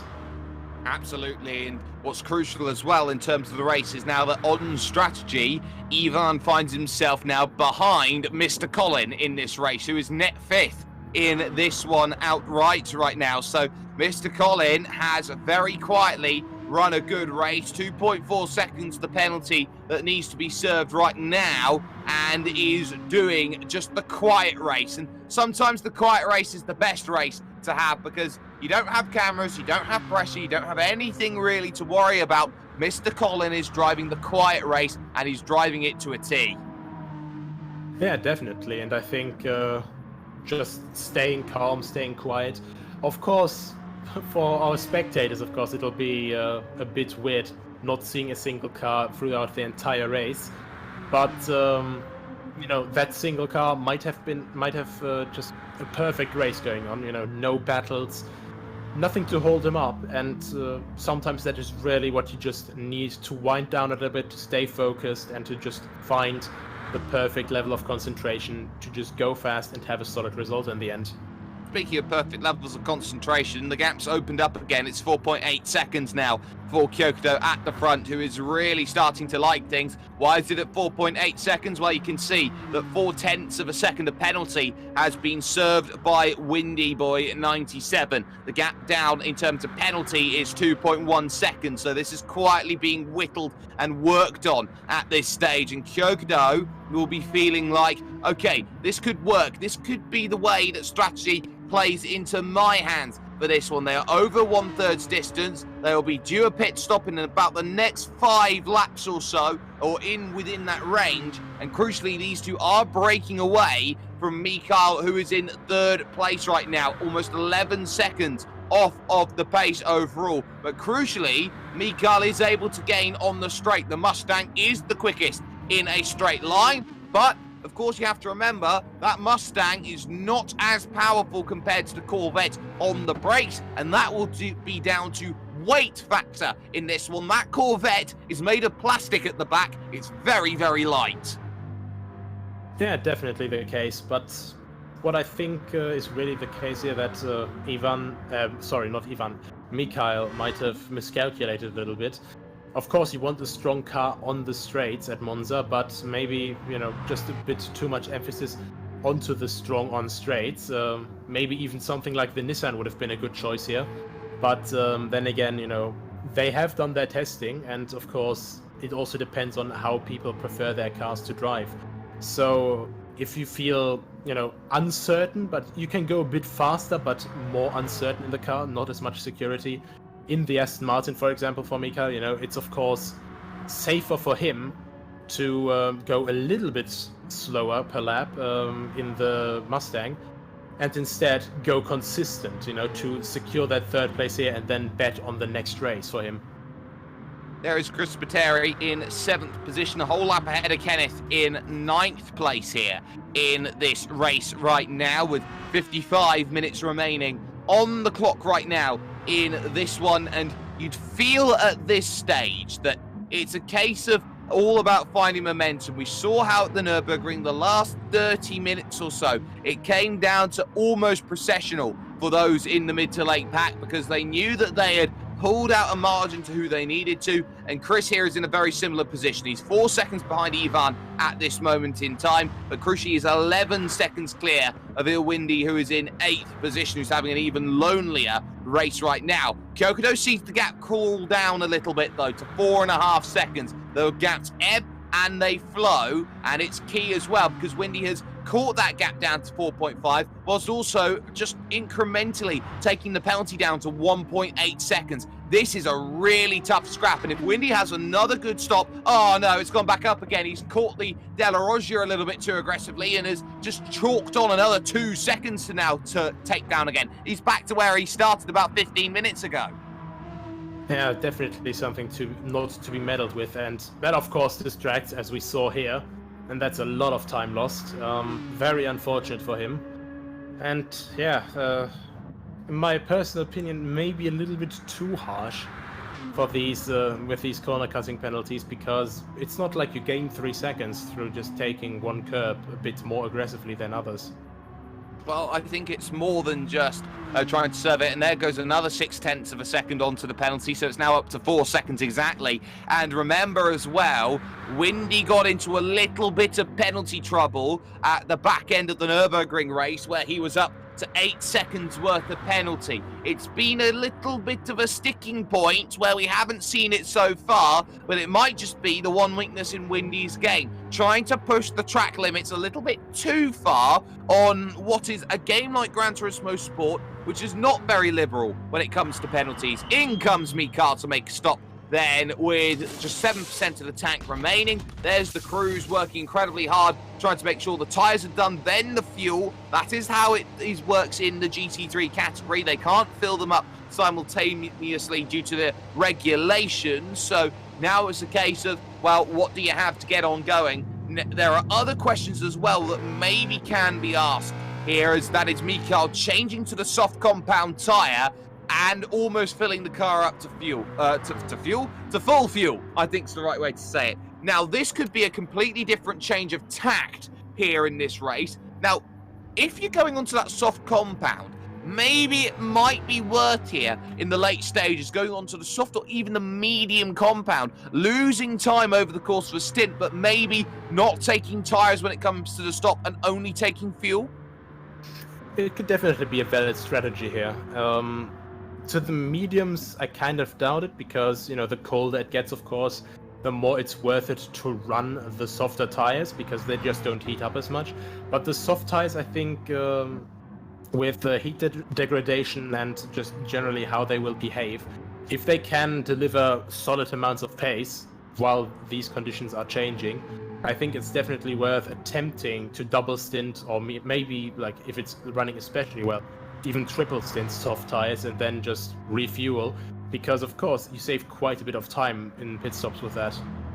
There is Kyokudo, 5.5 seconds clear at the front of the field, has just lapped Kenneth for the second time and is doing pretty okay. Into the pits then comes Windy Boy 97 from second position. There are the tyres, that's the fuel then going into the car, and where will Windy come out in comparison? There is the man in third position on the road right now, and will also be diving down into the lane to make the stop. 2% of the tank for both of them, out and away with 89% of the tank. Windy is there still in second position, so that is a good stop by strategy, by numbers, and it's a long fuel stop as well for the man, who will be looking to get out and away shortly after the second stop that was available to them. This is going to be a 4-stop race at this stage, 90% of the tank down to 89%, and away you go with that one. There is Mikhail in third position right now, 8.5 seconds away from what is needed at this moment. I'm just wondering right now how Kyokudo will reply to this strategy call, because of course he's now not quite as comfortably far away anymore, especially since we've seen that Windy can quite easily close gaps, and I think that's not a penalty again. Jesus, he's really dancing on the edge of the blade here with these track cut limits, as we've seen them being quite harsh so far. But I'm wondering if he's going to go in this lap or maybe next lap, if he's trying to go for the longest fuel stints possible. But judging from that line, he might go in this lap? No, he stays out. So I think he's just trying to go down as much as possible on his fuel, just trying to stay out as long as possible and just broaden his gap through that way. Remember that Kyokudo had an extra lap to play with as well. The penalty up now to 5.4 seconds now for Windy Boy. This is not working out at all here in this race for him, and it is penalty trouble that is the call of the day. Now, 5.4 seconds at the moment is fine, but if he picks up another one of those 3-second penalties like he did earlier on, then he could be looking at Mikhail, who's 8.7 back, in a little bit of issues. Now, here's Ivan fighting for 5th place with Mr. Colin, who's got 4 seconds worth of penalty. And I think if you're wise here, if you're Mr. Colin, you let the quicker driver go here. But Mr. Colin wants a battle here on the inside. Lifts off, though, for the corner. And crucially, that's a good lift as well. Not only does he seek the place without losing too much time, half a second's worth of penalty. That comes off the board. Yeah, and also adapts to this moment. Dives straight into the pit lane on 0 fuel, so just barely making it in there, running on fumes, so to say. And yeah, that was actually perfect timing, I would say. Absolutely perfect then, Mr. Colin. will be looking to get out and away shortly. There is Ilwindi, who will be racing against and also diving into the pits then with 3% of the tank. Mr. Colin will get out and away, and Kenneth then shouldn't have too much to worry about. Is 3 minutes 46 off the lead, 2 laps down, and is a lap behind here with Ilwindi at this stage. Kyokudo due to come down in and make a stop, does have another lap in the tank if available, so we'll see now.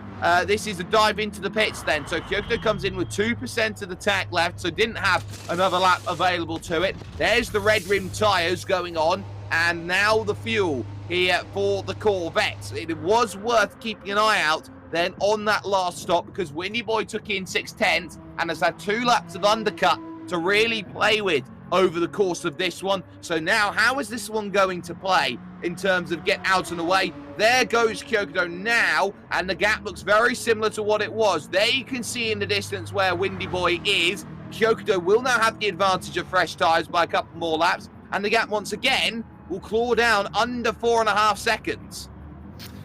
Yeah, I'm not quite sure if it's going to be, well, how do you say it best? I'm not quite sure how they're playing their strategy right now, because I think Kyokudo could have quite filled up these last 10% more.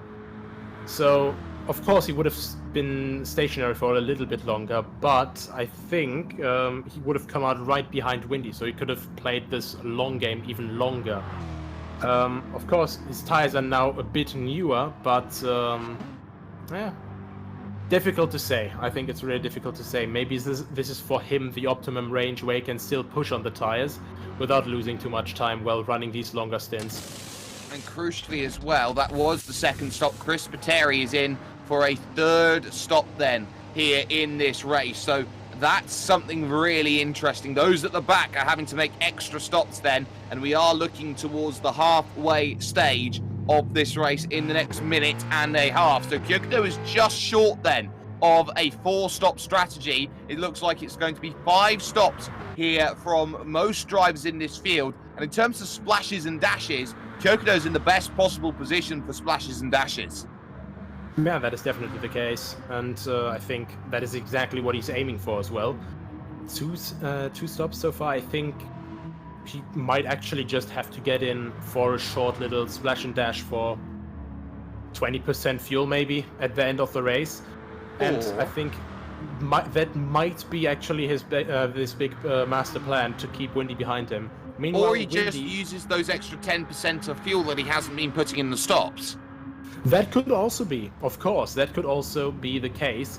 Or maybe also just depend on Windy catching him and then try to, because he has this 4-second gap, it's not quite where, I almost said DRS on a GT3 car, yes.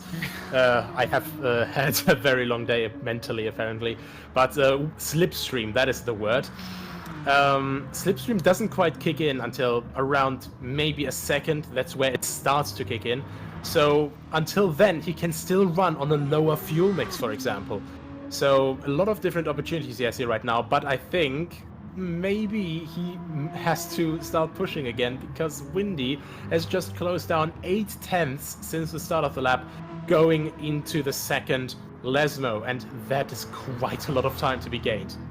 I think you were looking for F, and that is an F3 that would have DRS, not necessarily a GT3 with this scenario. But Kyokudo down a second over this lap. This has not been the best lap in the world. Trying to gather it all back up again as quickly as possible, but at this stage has done well through Ascari, has got another couple of tenths of a second. Doesn't need to worry too much about that gap right now, knowing that Windy's got to serve penalty and that there is traffic in front. This is still Kyokudo's race at this stage by a lot more than what is seen out there on track at the moment. They will have to get by Kenneth in the not too distant future, but of course there is so much left to go on. This race has so much left available to it, but we're going to step aside very briefly here with World Pro Racing. We'll be back with more of the action from the HyperX Endurance Series after these messages.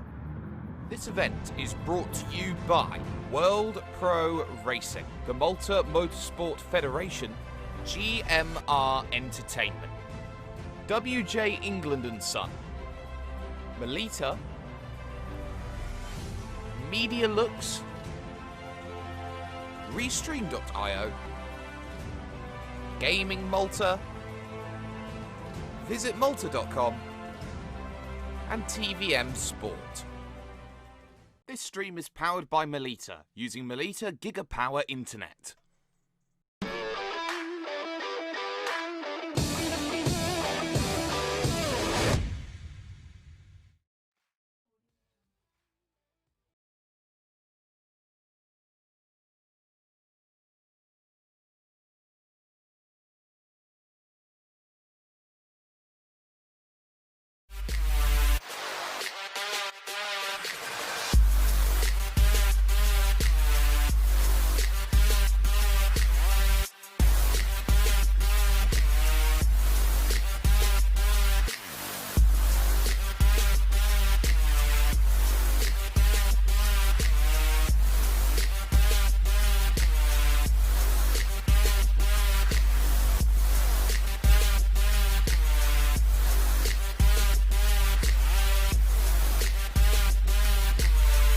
World Pro Racing, where sim racing becomes real.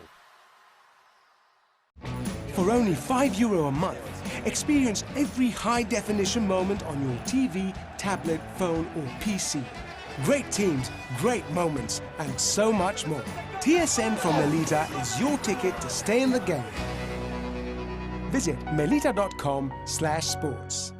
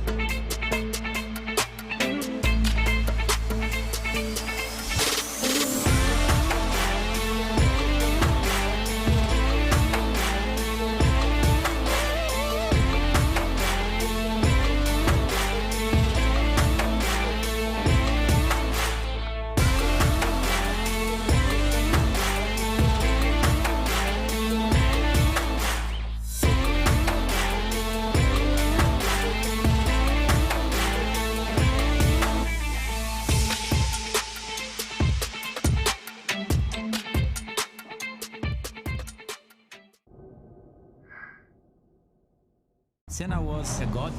No one could even dream to follow him. I'm from a very humble background. The role of women at that time were really difficult. It's just so dangerous. You are risking not only your life, but also my life.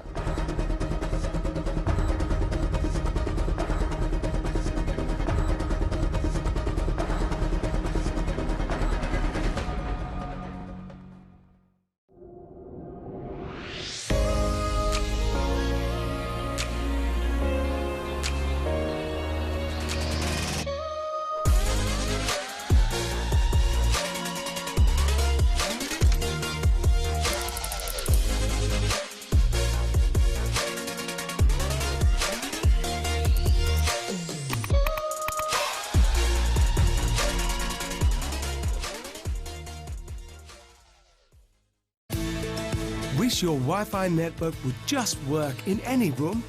Our new Stellar Wi-Fi is AI-assisted to give you the smoothest, fastest possible Wi-Fi throughout your home.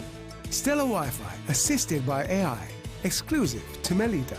Find out more in-store or online.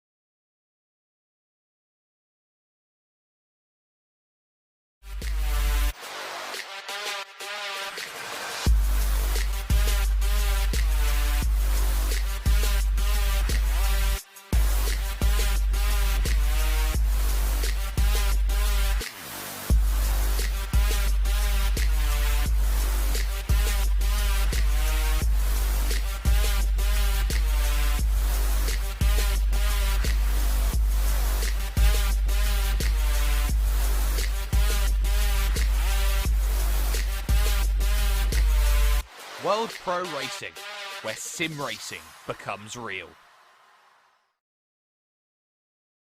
The chase continues here at Monza. Kyoto Sentai in control of this race by 3.7 seconds over Windy Boy 97. A mistake on lap 2 sent Windy Boy from first to second all the way down to 6th place and trying to chase down. He's also trying to chase while serving penalty. He's got 3 seconds now left to serve, and he's been doing a great job into Ascari on taking that penalty down, but he has just been knocking up penalties at a couple of a second or 2 seconds at a time consistently over this one. So the penalty has been struggling. With every penalty point that gets knocked down, it makes life easier for Windy to try and chase. But we are also looking at the fuel numbers today, because it might be a case that the Corvette that is being run by Kyokudo is in a better position to where the Aston Martin V8 V12 Vantage is in comparison to Windy Boy 97. There is third position. This is Mikhail at this stage, 17 seconds off of the nearest competitor in the brilliant Mustang, and diving down into the pits then to take a stop. The soft tyre call has not worked out with a change of tyres there, so it seems like it is a resignation here, Nicholas, for Mikhail. This is third place and drop points. Yeah, I think at the moment he's basically just focusing on getting third place home. As I said, it always depends on how well people get along with their car, of course. And he puts quite a lot of fuel actually in there. I think he actually might have been able to go one lap further, but just no confidence with the tires, perhaps. But yeah, that's a lot of relatives. Luckily, it's only one of 4 races, so maybe he's just hoping to attack again at full power next week. Well, that's going to be worth keeping that in mind. We'll be counting down 7 days to go to Interlagos in 1 week's time. Going to Brazil is always a great thing to see. Mr. Colin is down in on the lane. There is Kyokudo at the front of the field, but Mr. Colin in from 6th place. Yeah, and Mr. Colin is, well, quite by himself by now. Chris Pitteri was fighting with him for a little bit, but then chose to go on an alternate strategy, which evidently hasn't worked so well. But yeah, maybe it's also just a little bit of this offset that, you know, decides a couple of these, you know, just outside of the top 5 positions right there. Remember, Mr. Collin is making more stops as Windy comes in then from what is going to be second position right now. Should retain that second position, but crucially has been undercutting his way back through the field, and he's had a really good stint this time, able to close down that second and keep the gap at a second. That's been the key. He's been able to manage the gap to Kyokudo on older tyres. Now look at the stint there. He put 98% of the tank in. That's the most fuel he has put in at any stage of the time. The man also diving down into the lane. Windy Boy here is looking to try and make this go one more stint to get to the end. Either that, because I think the gap went up a little bit again, because he was trying to save a bit of fuel. So far, we had 2 10-lap stints from him. This was now his first 11th lap stint, and yeah, I think that for the moment at least, he's trying to just go with a tiny bit different approach, and maybe just try to get around that final stop to match Kyokudo there. Well, this is going to have to be a pretty big call from Windy here to try and mitigate the damage, just put more fuel in the car, so it is going to be a little bit heavier at this stage. It's going to have to try and lump all that fuel sloshing about there in the tank, so this is going to have to be well worked over the course of this one to make things happen. In comes Chris Spiteri then from 7th position on the soft compound, a couple of laps later from Mr. Collin, but remember Mr. Collin is on a different strategy, and effectively they now level out here in terms of this one as they look to wait and get the fuel in and get on going again. There goes the Mustang and onto super soft tyres. Yeah, last or second to last time pitting, and Kyokudo still stays out. What else can you say? Like, I think it's going to be, since Windy now ran this 11-lap stint, it's going to be a difference of 2 laps for the undercut. But either way, I think the gap will decrease, as we've seen so far, again and again, by up down to around 27.0 if Windy nails this lap. And then, of course, we'll have the pit stop, unless Kyokudo has been fuel saving as well, which, to be honest, I kind of doubt at the moment. Well, Kyokudo's really trying to work this stint then through the second Lesmo and trying to attack here in terms of this one. They'll have half an hour to go in a moment. Mr. Collin is in penalty troubles at the moment. He's got 7.7 seconds worth of them right now, which is an eye-watering amount in terms of this race. So I don't think we'll see those served before the end of the race, so they'll be added on in post. Now, here's another thing that hasn't really been thought about in terms of how this race is going to go here, Nicholas. It's how finishing works in timed races on Gran Turismo Sport, because once that timer expires and hits 0, it's not a case of you have say one more lap afterwards, or you go to start the final lap. It's a case of once you cross the line, that's it, your race is over once the clock hits 0. Yeah, and especially for people who are in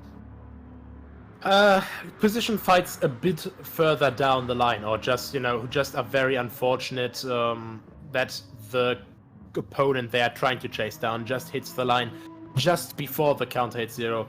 Of course, that's a little bit of a disadvantage, but then again, it also makes for a nice extra method that people can gamble strategy on.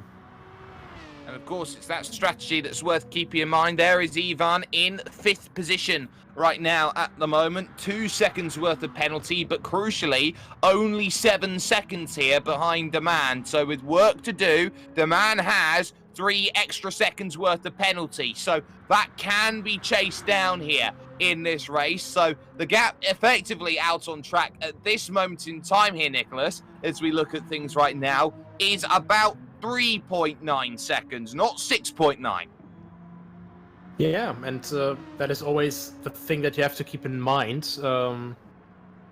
These penalties, they will be able to mess about with the final result quite a bit, unless, of course, you've served them. Of course, you're not thinking about it too much when you have a couple tenths or something, but when penalties go so high, as we had seen with, I think, Mr. Collin earlier with 7.7 seconds, then you really have to start calculating, where will I finish, where will the others finish?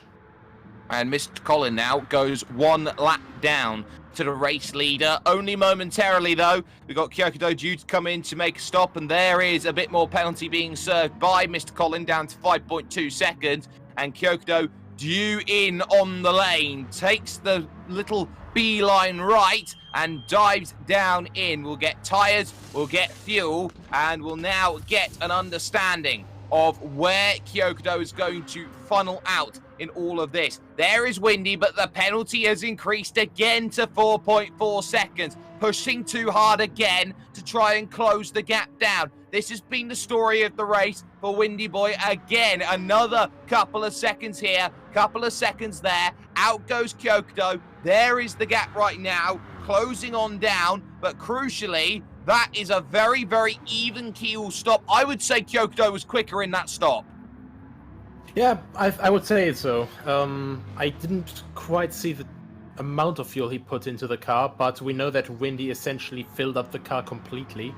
So it's gonna be, well, it's gonna be interesting to see if Windy can manage to close up to Kyokudo, save a bit of fuel, and actually make it to the end on this one.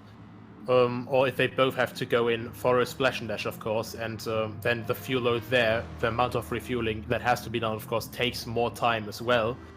Who will be able to gain out from that last pit stop? Who will be able to, run this fast without using too much fuel? Kyokudo has been so good at managing the gap over the course of this race. He's not done anything untoward. Windy has been the one who has been given the prerogative to push, and crucially has been making these small mistakes here and there, gaining up on the penalty points, which has not been the way that this race wanted to be done. Now it goes down to 4 seconds once again, and Windy's trying every which way to bring that gap down under 4 seconds, psychologically get that push going in, but it's just not quite working, I think, at this stage, and it might be a bridge too far, but that's something else to be seen. Of course, you've got to talk about as well how well the drivers have done up and down the field. We've only had one retirement out of the 10 drivers so far in this race, and that was a connection issue for Shalinu here in this one, who lost 4th place and effectively ran out of the event altogether. But what is also quite clear as well is that mid-pack scrap for the championship between Daman and Ivan as well, that one's not going to go away from now to the end of this event. I would also say so. They've been bumbling about a little bit. Ivan, of course, made that mistake with his reset, which I think cost him the most of the time that he lost. But, of course, a few smaller mistakes here and there, not quite able to handle the pressure like other people like Kyokudo, for example.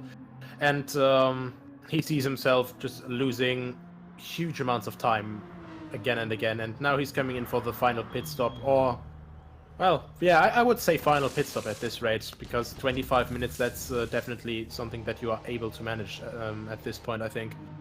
It's going to be tight there for 25 minutes. We haven't seen anybody really put in a big 25-minute stint on the tank so far in this event. So I think this will be a splash and dash for Ivan at this stage, who pits in from 5th position. There is Mr. Colin in 6th. He's got 4.3 seconds of penalty now left to serve. He's been doing wonders in terms of bringing the numbers down that he's been capable of doing. He's been aggressive in terms of the stops so far in this race, but Ivan is out and away without any worries at all, ahead of Mr. Colin, who is about to put a lap down on Kenneth here to move on by no issues at all. 17 seconds back there, or thereabouts at this stage. 16 and a half, maybe 16.3, we'll call it right now. There's your race leader, Kyokudo Sentai.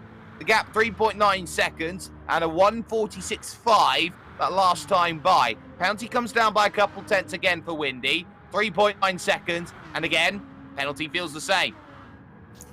Yeah, it's I think in the late stage of this race, Windy will really have to play this tactically, but really, really well tactically, as in, real-time strategy games pretty much, while he's racing to get this penalty down. But I think there's also a little bit of luck involved, because we know how much slipstream can gain you. So maybe if he just gets a back marker after a pit stop just in front of him, just outside of the range where it slows him down, and he can just, out of the first chicane, is completely able to gain some very, very good time through Curva Grande and the run to Della Roggia, and that alone could gain him half a second, for example. So I think it's also not just a matter of skill, but of course, with how much the cars and the speeds here depend on slipstream. As we've seen in quali, it also depends a little bit on luck now. Certainly does, as Mikael here, in what is third position, will be feeling like this is one where you just want to leave this race very quickly, focus on Interlagos as much as possible. This was supposed to be Mikael's challenge to Kyokudo, and it was not the case here today. Has been thoroughly outclassed to the tune of 22.7 seconds at this moment in time, has been third best all race long, and effectively now you would say here needs to find a solution for the next event to try and bring those gaps down. We don't know what the balance of performance is going to be, what vehicles will be run, but at a track which is very, very balanced coming up, say in 1 week's time, Interlagos is going to be really interesting to see who chooses what. Yeah, Interlagos is a completely own animal once again, because it has a lot of very high-speed sections, but then this middle sector is just so twisty and winding around, so it'll be very interesting to see what car choices are coming in there. I think the Porsche or the Audi might make another show there, because they have a bit shorter wheelbases, so through these tighter corners they might be able to corner a lot better.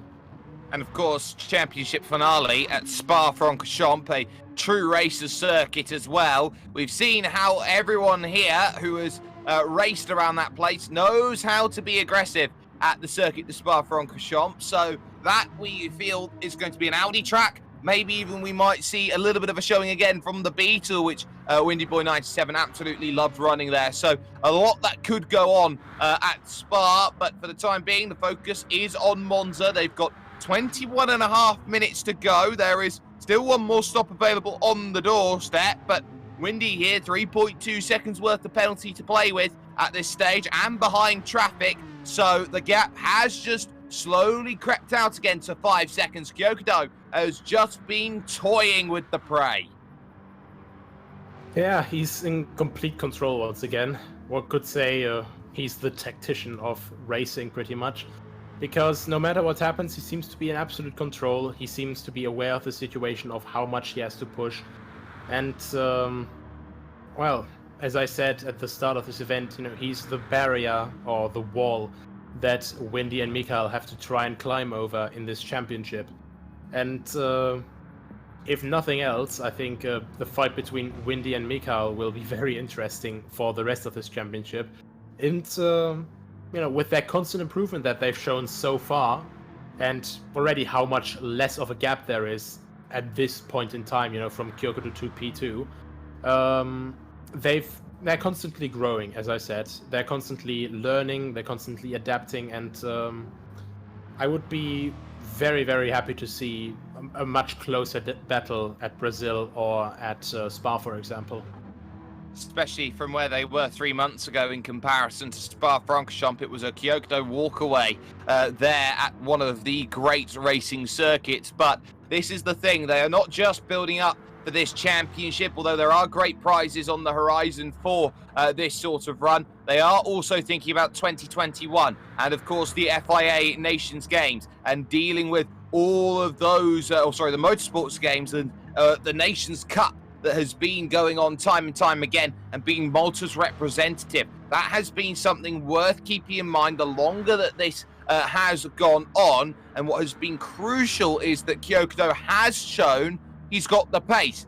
What has also been shown is that everyone can start to challenge him a little bit, and it's been getting closer and closer and closer the more races that we've seen with World Pro Racing. Yeah, I think that's definitely the case, but everyone is gonna be hot for trying to challenge internationally, representing their country, and if nothing else, it will be a big incentive besides just trying to catch up to Kyokudo for Windy and Mikael, and of course all the others as well, to just try and constantly improve. just so they could be the ones who get selected in the end to represent Malta in the end.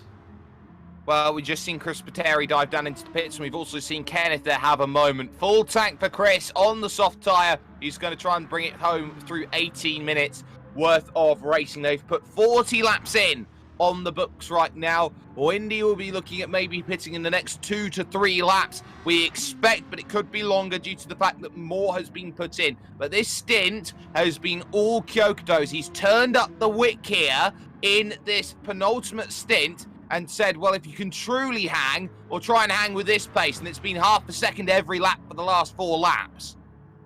Yeah, maybe he has to change tactics from trying to go for a small, small splash and dash, and instead try to go for pure pace. And, just adapt it, go full power, and just try to put as much time on Windy as possible. Trying to get that time, but not quite in a position to do so is Windy Boy at the moment. Kyokuto is doing everything that is needed to do, and this is pure endurance racing right now. A gap of not too much, which you'd say in a formula perspective would be too much to ever chase down, but you never know with endurance racing. One small mistake could change the entire complexity of it, but you've got a faultless driver. But in fact, here comes the final stop, and this is an early call to come in here from Windy. This will be a full fuel tank, super soft tyres, and on towards the end you'd feel here in terms of Windy Boy in the Aston Martin. This is going to have to be a really, really strong final stint. Gets back out and away, 87% of the tank. Mikael in as well off of the soft compound tyre. This is about how do you get yourself from now to the end. Yeah, I think it'll also be, very interesting to see now how Kyokudo will respond to this, because he could just keep running with his current strategy, but instead he could also just instantly go into the pits, reply to their calls, and of course the tires that he has are not that old yet, but it should be around time for him to start coming into the pits soon as well. And I think that he will have to go to the pits soon. I think that his last pit stop was too early to actually go for this last splash and dash, maybe. Especially when he's pushing now, sorry. He's got a couple of laps yet, though, and he'll probably use that in the bank to advantage right now. Knows he's got some time. This could be a case of, well, how good's the tyre going to be before the wall hits? Do I pit in maybe a little earlier to mitigate the cliff, mitigate the undercuts, and just try and cover everything off the way that I know I can? The answer is stay out another lap then from Kyokudo. No surprises there, but this is all about the run to the end of this race, and it's all about this moment right now, what Kyokudo can do. How much will Kyokudo be letting in Windy at this stage? Remember as well that Windy has been working incredibly hard to serve the penalties that have been available and had brought the penalties down to about 2.8 coming into the stop. So that'll be another thing in the back of the mind. Well, if I do let him in, how much penalty does he have if I do let him in a little too much? Not just that, but look at the gap that is currently there. We saw that when 27 seconds were the gap between them, between the pit stops. I think it was around 4 or 5 seconds that the gap was after the pit stops. And this gap has been steadily coming down, steadily. And now, if it keeps going like this, Windy should be able, by all definitions and means, that to be within, well, maybe 3 seconds, maybe if he goes down even further, maybe within 2.5 seconds. And depending on how much Kyokudo has to refuel, of course he'll have to refuel a bit less, it could be one of the big deciders now how this last battle is going to come. If there's going to be a big final clash, or if there's going to be, Kyokudo with a comfy gap still. Kyokudo is 25 seconds ahead now of Windy. Of course, that final stop still to happen. 2.2 seconds worth of penalty now for Windy Boy 97. This is working quite nicely. And then again, another 2 tenths into Ascari. It's been the prime place to serve the penalty. Down the gap comes under 25 seconds, and in comes the race leader. No surprises then, but that was a little earlier than maybe we were expecting. Saw that gap come down under a margin. Time to get the fuel in. Time to get on going. Windy now rounds Parabolica and needs to try and make as much as possible out of this one. It's completely away from Mikhail, but out and away goes Kyoto already then to try and get back going again. And look at that in terms of the fuel save numbers. Yeah. The gap is absolutely astronomical, and it's around 8 seconds now that Kyoto has to play with, plus 2 more. I think this was due to him pushing in the middle of his last stint, because he went about, I think, 1 to 2 laps earlier than usual. So I think by my calculations, this was pretty much either a 10-lap stint or a 9-lap stint, as opposed to 11 and 12, which he had done before. So it'll now be coming down to, if he can keep up this pace, and if Windy can maybe put a bit more pressure onto Kyokudo while also serving his penalty. But I think that just went down to less than a second for him. I think it's more of a case here for Kyokudo of looking for more than just behind, and is that gap less than a second or something like that? He's got himself 8 seconds to play with here, and it's not often that you see Kyokudo throw away 8 seconds in any race that he has been a part of. He is the epitome of consistency, and you will struggle to see anyone get close to that. And now you start to think, now you start to wonder maybe, is this a case of Kyokudo just flexing a little bit, showing, well, this is the margin that I've been saving and storing, and playing to a strategy card, playing to a number, knowing that the Corvette, although not the quickest in a straight line, not the quickest over 1 lap pace, could be the one that does everything. And it's key because Windy's got the fastest lap of the day so far, but Kyokudo over the line right now will deal with Mr. Colin in terms of lap traffic, will find a way by, but has done this one on strategy, and crucially, least mistakes wins. That is definitely the case. Kyokudo's biggest strength once again is that he stays without mistakes. But I think, just as I said earlier, he got very lucky here to gain a few more tenths just by trailing Mr. Colin a little bit. Mr. Colin just didn't completely back off like a few others did. He basically just kept holding his line. He saw, okay, I'm not going to hold him up much here. And Kyokudo just used that opportunity perfectly to just sail past him on the straight. And just before the braking zone, Mr. Colin dipped on the brakes quickly, was behind him, no time lost, and all the time gained for Kyokudo. Worth giving a bit of credit here to Mr. Colin, who's managed to be able here, Nicholas, to serve 7 seconds worth of slowdown penalty. Oh, definitely. That is just absolute insanity. I mean, we saw almost a similar amount of penalty time from Windy last round, where we joked about him having a picnic in the meantime. But yeah, I think Mr. Colin was definitely rivaling him there. Well, he was trying to get his own picnic blanket out, and maybe in terms of trying to serve that penalty, but he has just finished said picnic and has done a good job. There is Ivan out and away with the final stop of his day, very, very comfortably in 5th place, but it could have been more without mistakes such as finding the barriers. There is demand, 2.1 seconds of penalty still to try and serve, but crucially, 19 seconds clear of the nearest rival. And I think the man, he will definitely be happy about this result. As I remember, Nürburgring didn't quite go so optimally to him. He was also one of the guys who was trying to challenge Ivan, and he failed last week, but this week, definitely successful. He was more consistent than Ivan, and if he just gets it home like this, it would definitely be very nice for his point standings.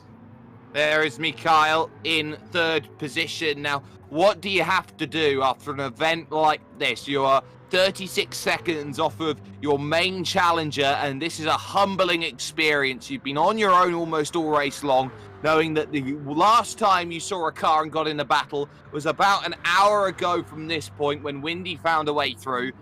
What does Mikhail think at this point? Where does he go from here? How does he concentrate and try and fight back for a championship?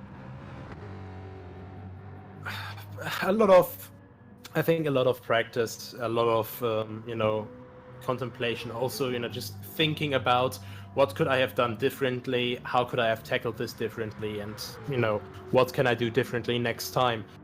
I think it's a lot about, learning about your mistakes and from your mistakes. So, know all the details of what you did wrong, and then to learn in detail on how to correct them. So in this case, perhaps Mikael will try to run, maybe a bit more of an aggressive car for his driving style, because we definitely didn't see him put a foot wrong overall, like with this car. He just drove well within his limits, and he's well within his limits in third place, which is, very admirable, with a big gap to the back. But the issue is that just this pace to fight for the top spots isn't there for him right now. So I think he'll be thinking about this quite a lot, and hopefully take this to heart. Try a bit more of an aggressive strategy and attack again next week.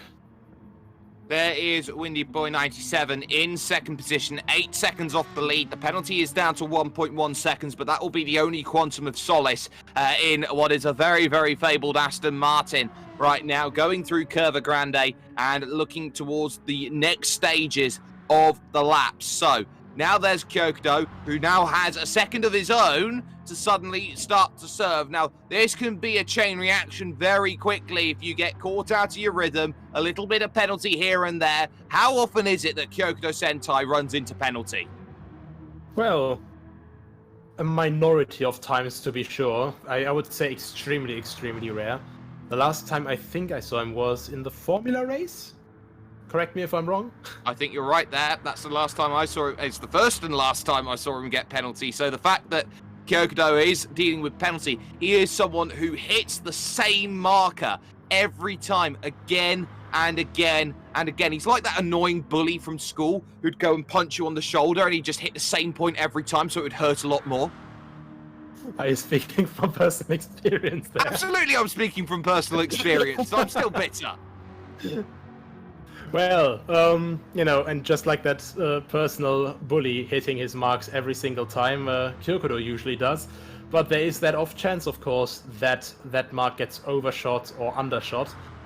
And this penalty, honestly, with 1 second, he's still one of the very, very lucky ones, because we saw, with so many people, with Shalino, with Windy, with Ivan, and all the others, you can get 4 seconds just by driving over a curb wrong, so he can count himself very lucky, I think. Certainly, and this could be a very, very crucial little battle that we do see out here in terms of this one. This is going to be a very, very big race here in terms of how everyone is going to be trying to funnel in on that. I do believe we have just lost some of the viewers here who have been on YouTube with us, so we do apologize for that. But it seems like for the time being anyway, Windy having a really good run of things here, going through the right, and is 0.8 of a second away from taking all that penalty off. 5.5 minutes to go then in this race. And ultimately, I think what has to be said here is that this was, despite all the penalties, despite all of the issues with the drop earlier on, a valiant effort. Most definitely. I think when he first recovered from this reset, I think he was, well, almost twice the gap. And then when you have to consider that he had to overtake everyone who got past him. So I think he went down to 6th place. So he had to work his way through that field back up to 2nd place. And honestly, you can't really complain with that result. I think if we just put everything back, if we just count down all the seconds that he maybe lost through that, I think we would have had a very, very clean fight here. I think we would have had a fight to the end, in fact, between Kyokudo and Windy. But, once again, you just have to make one mistake and it'll all come crashing down.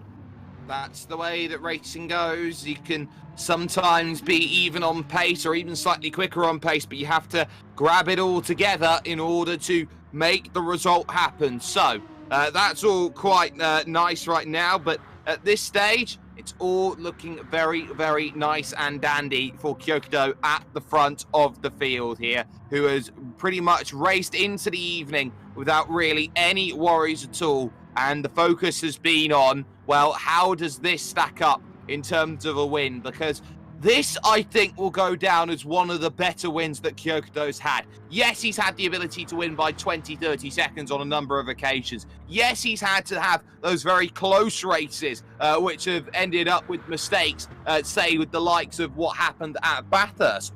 But here at Monza, this has been a case for Kyokudo of just quietly managing a race and not having the ability to pull away by masses, but having to work out numbers on the fly, and for 90 minutes, having constant, consistent pressure from behind at the tune of a couple of seconds. This has not been an easy race. Yeah, definitely it wasn't. And I think that from both Windy and from Kyokudo, this was one of the best races we've seen so far overall. Simply because they just stayed consistent. You know, Windy was working his way back up. He was constantly closing the gap. He was constantly going for those undercuts, trying to work his strategy magic, and it almost worked if it wasn't for this little reset that he had at turn 1 in lap 2. And quite honestly, you know, it was, as you said, a valiant effort. It was a fantastic last stand, almost a fantastic recovery drive. And considered everything, it was a fantastic recovery drive, coming from 6th back up to 2nd. Did very well, but ultimately now, 0.2 of a second's worth of penalty, 9.8 seconds off. The tyres will now be starting to feel it here in the late stages of this race, and it's all about consolidation. 32 seconds clear of Mikael in 3rd. You can't really argue here with Windy's effort and intent today has really bucked up the ideas after the opening round where he was simply outclassed over the course of racing. There is Kyokudo Sentai in control, as was at round number 1 in a... Was it a BMW M6? I think it was a BMW M6 he was in. No, that was Mikael. That was Mikael. That was Mikael, yes. Kyokudo was in the Lexus RCF. Absolutely. So in the Lexus had an absolutely fantastic run, but now in the Corvette, slightly different in terms of the ways to drive.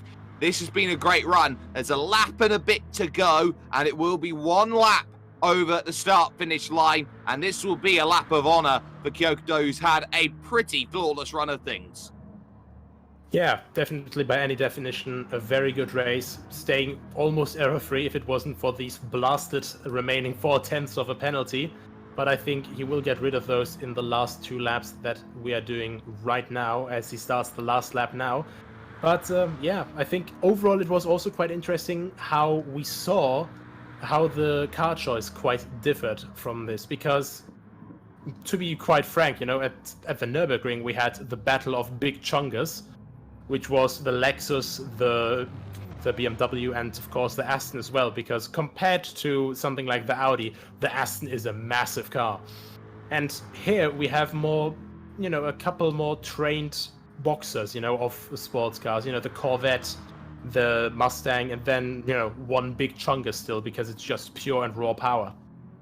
It is all about power, and it's all about how you put that power down. Kyokudo Sentai then heading towards the second half of the lap through the 2 Lesmo right-handers and over towards here Lesmo number 2. It's got one small kink before the rise up to Ascari, and this has been one of those races where Kyokudo's just had to manage everything. This has been all about the tactician's race. You talk about game management when it comes to the NFL, for example. You talk about quarterbacks like Tom Brady and Philip Rivers, who are both very, very good at being game managers. The timer expires here for the 90 minutes. Kyokudo has one more corner. It's a fabled corner in racing. It is the 180-degree right-hand bend of Parabolica. Ivan Birmingham is the first to take to the checkered flag in 5th place, but Kyokudo rounds the final corner and has put in a wonderful place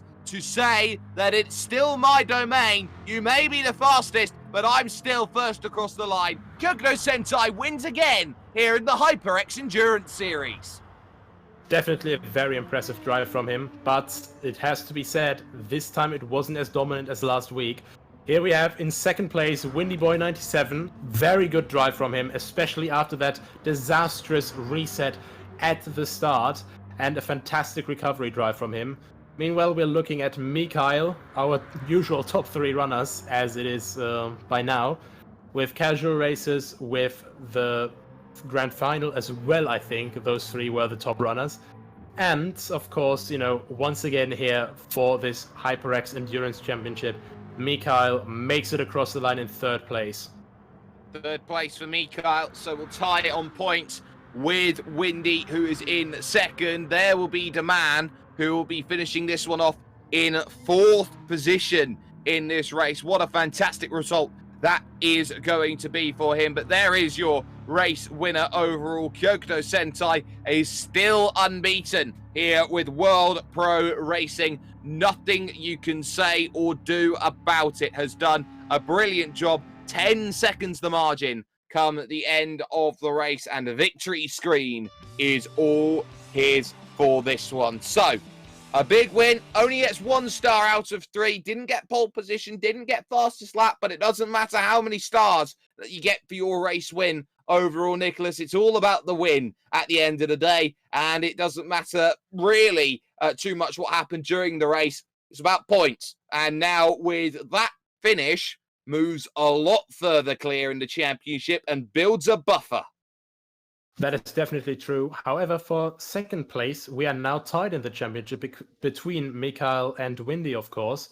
And I think also, you know, it's of course important with the championship standings because they'll decide over these amazing prizes we have from HyperX.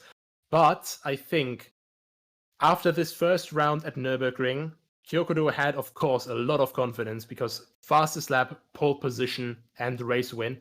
This time he only got 1 of those 3. Other 2 were taken by Windy, the man who made so many mistakes at Nürburgring and only finished in, I think, for him, a very dissatisfying 3rd place. This time he was able to push for 2nd place. This time he was able to almost fight for the win if it hadn't been for that 1 mistake. And I think that has to be something that's sitting in the back of Kyokudo's head. It certainly will, and in 1 week's time, we will see where those laboured fruits come into fruition. We are going over to Brazil. We are going to Interlagos. It is truly an iconic circuit, and arguably, I'd say it's the greatest ending circuit to any championship you could ever have. It's a fantastic place to go and race, and you know what? You can catch it with World Pro Racing. If you haven't already, like, share, and subscribe. YouTube, Facebook Live, Twitch. I know we're off on YouTube, but go over there and do so anyway. On top of that, we got some more amazing action for you right now, and those are the names down below. Adrian Fagayo and George Muscat have been looking at everything from the steward's box. Of course, Justin and Nathan Mifsud on the cameras, and of course, Nicholas Hillebrand and myself, Jake Sperry. We will be back tomorrow for action with the Formula 3s. We'll be going to Hockenheim for some amazing action because Wednesdays are casual races. But on top of that, we'll be back next Tuesday for action that will be going on. And that, of course, is going to be with your HyperX Endurance Championship round number 3. A week off then after that before the final round at Spa-Francorchamps. But with a massive thanks to everyone who has helped to get it done. My name's been Jake Sperry, and it is Kyokudo again up at the top. This was a game manager's win. This was all about trying to bring it together. There was nothing flash. There was nothing exciting about that win. But it doesn't matter how flash or exciting you are. This is a results business. You're only as good as your last race win. And if you can get it done, that's all that matters. We'll see you tomorrow for Formula 3s over with some amazing action on TVM Sport, on motorsport.tv, and on ESTV, the Esports Television Network, as we go to Hockenheim. This event is brought to you by World Pro Racing, the Malta Motorsport Federation, GMR Entertainment, WJ England & Son, Melita, Media Looks, Restream.io, Gaming Malta, VisitMalta.com, and TVM Sport. This stream is powered by Melita, using Melita Gigapower Internet.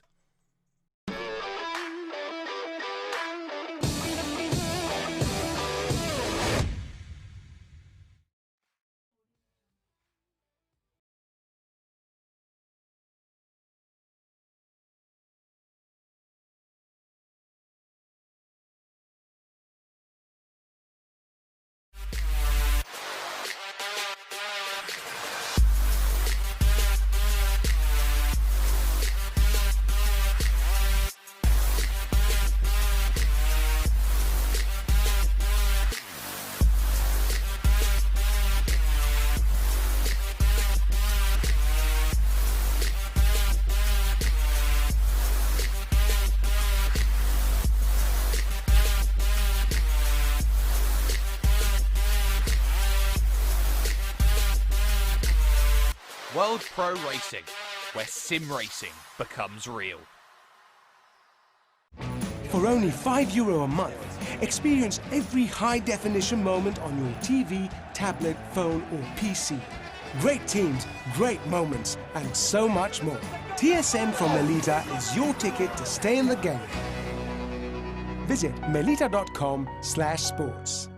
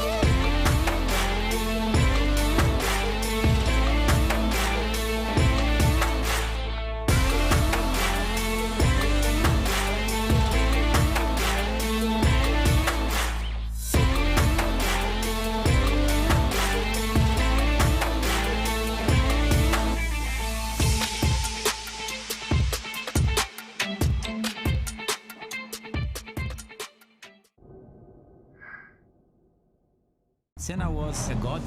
No one could even dream to follow him. I'm from a very humble background. The role of women at that time were really difficult. It's just so dangerous. You are risking not only your life, but also my life.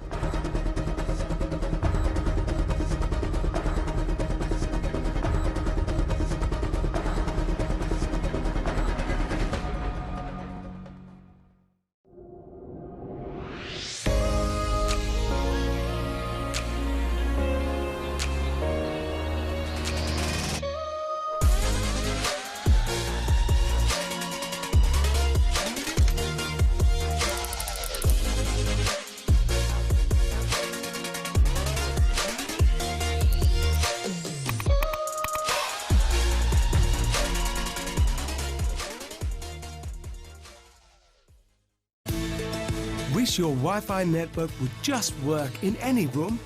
Our new Stellar Wi-Fi is AI assisted to give you the smoothest, fastest possible Wi-Fi throughout your home. Stellar Wi-Fi assisted by AI, exclusive to Melita. Find out more in-store or online.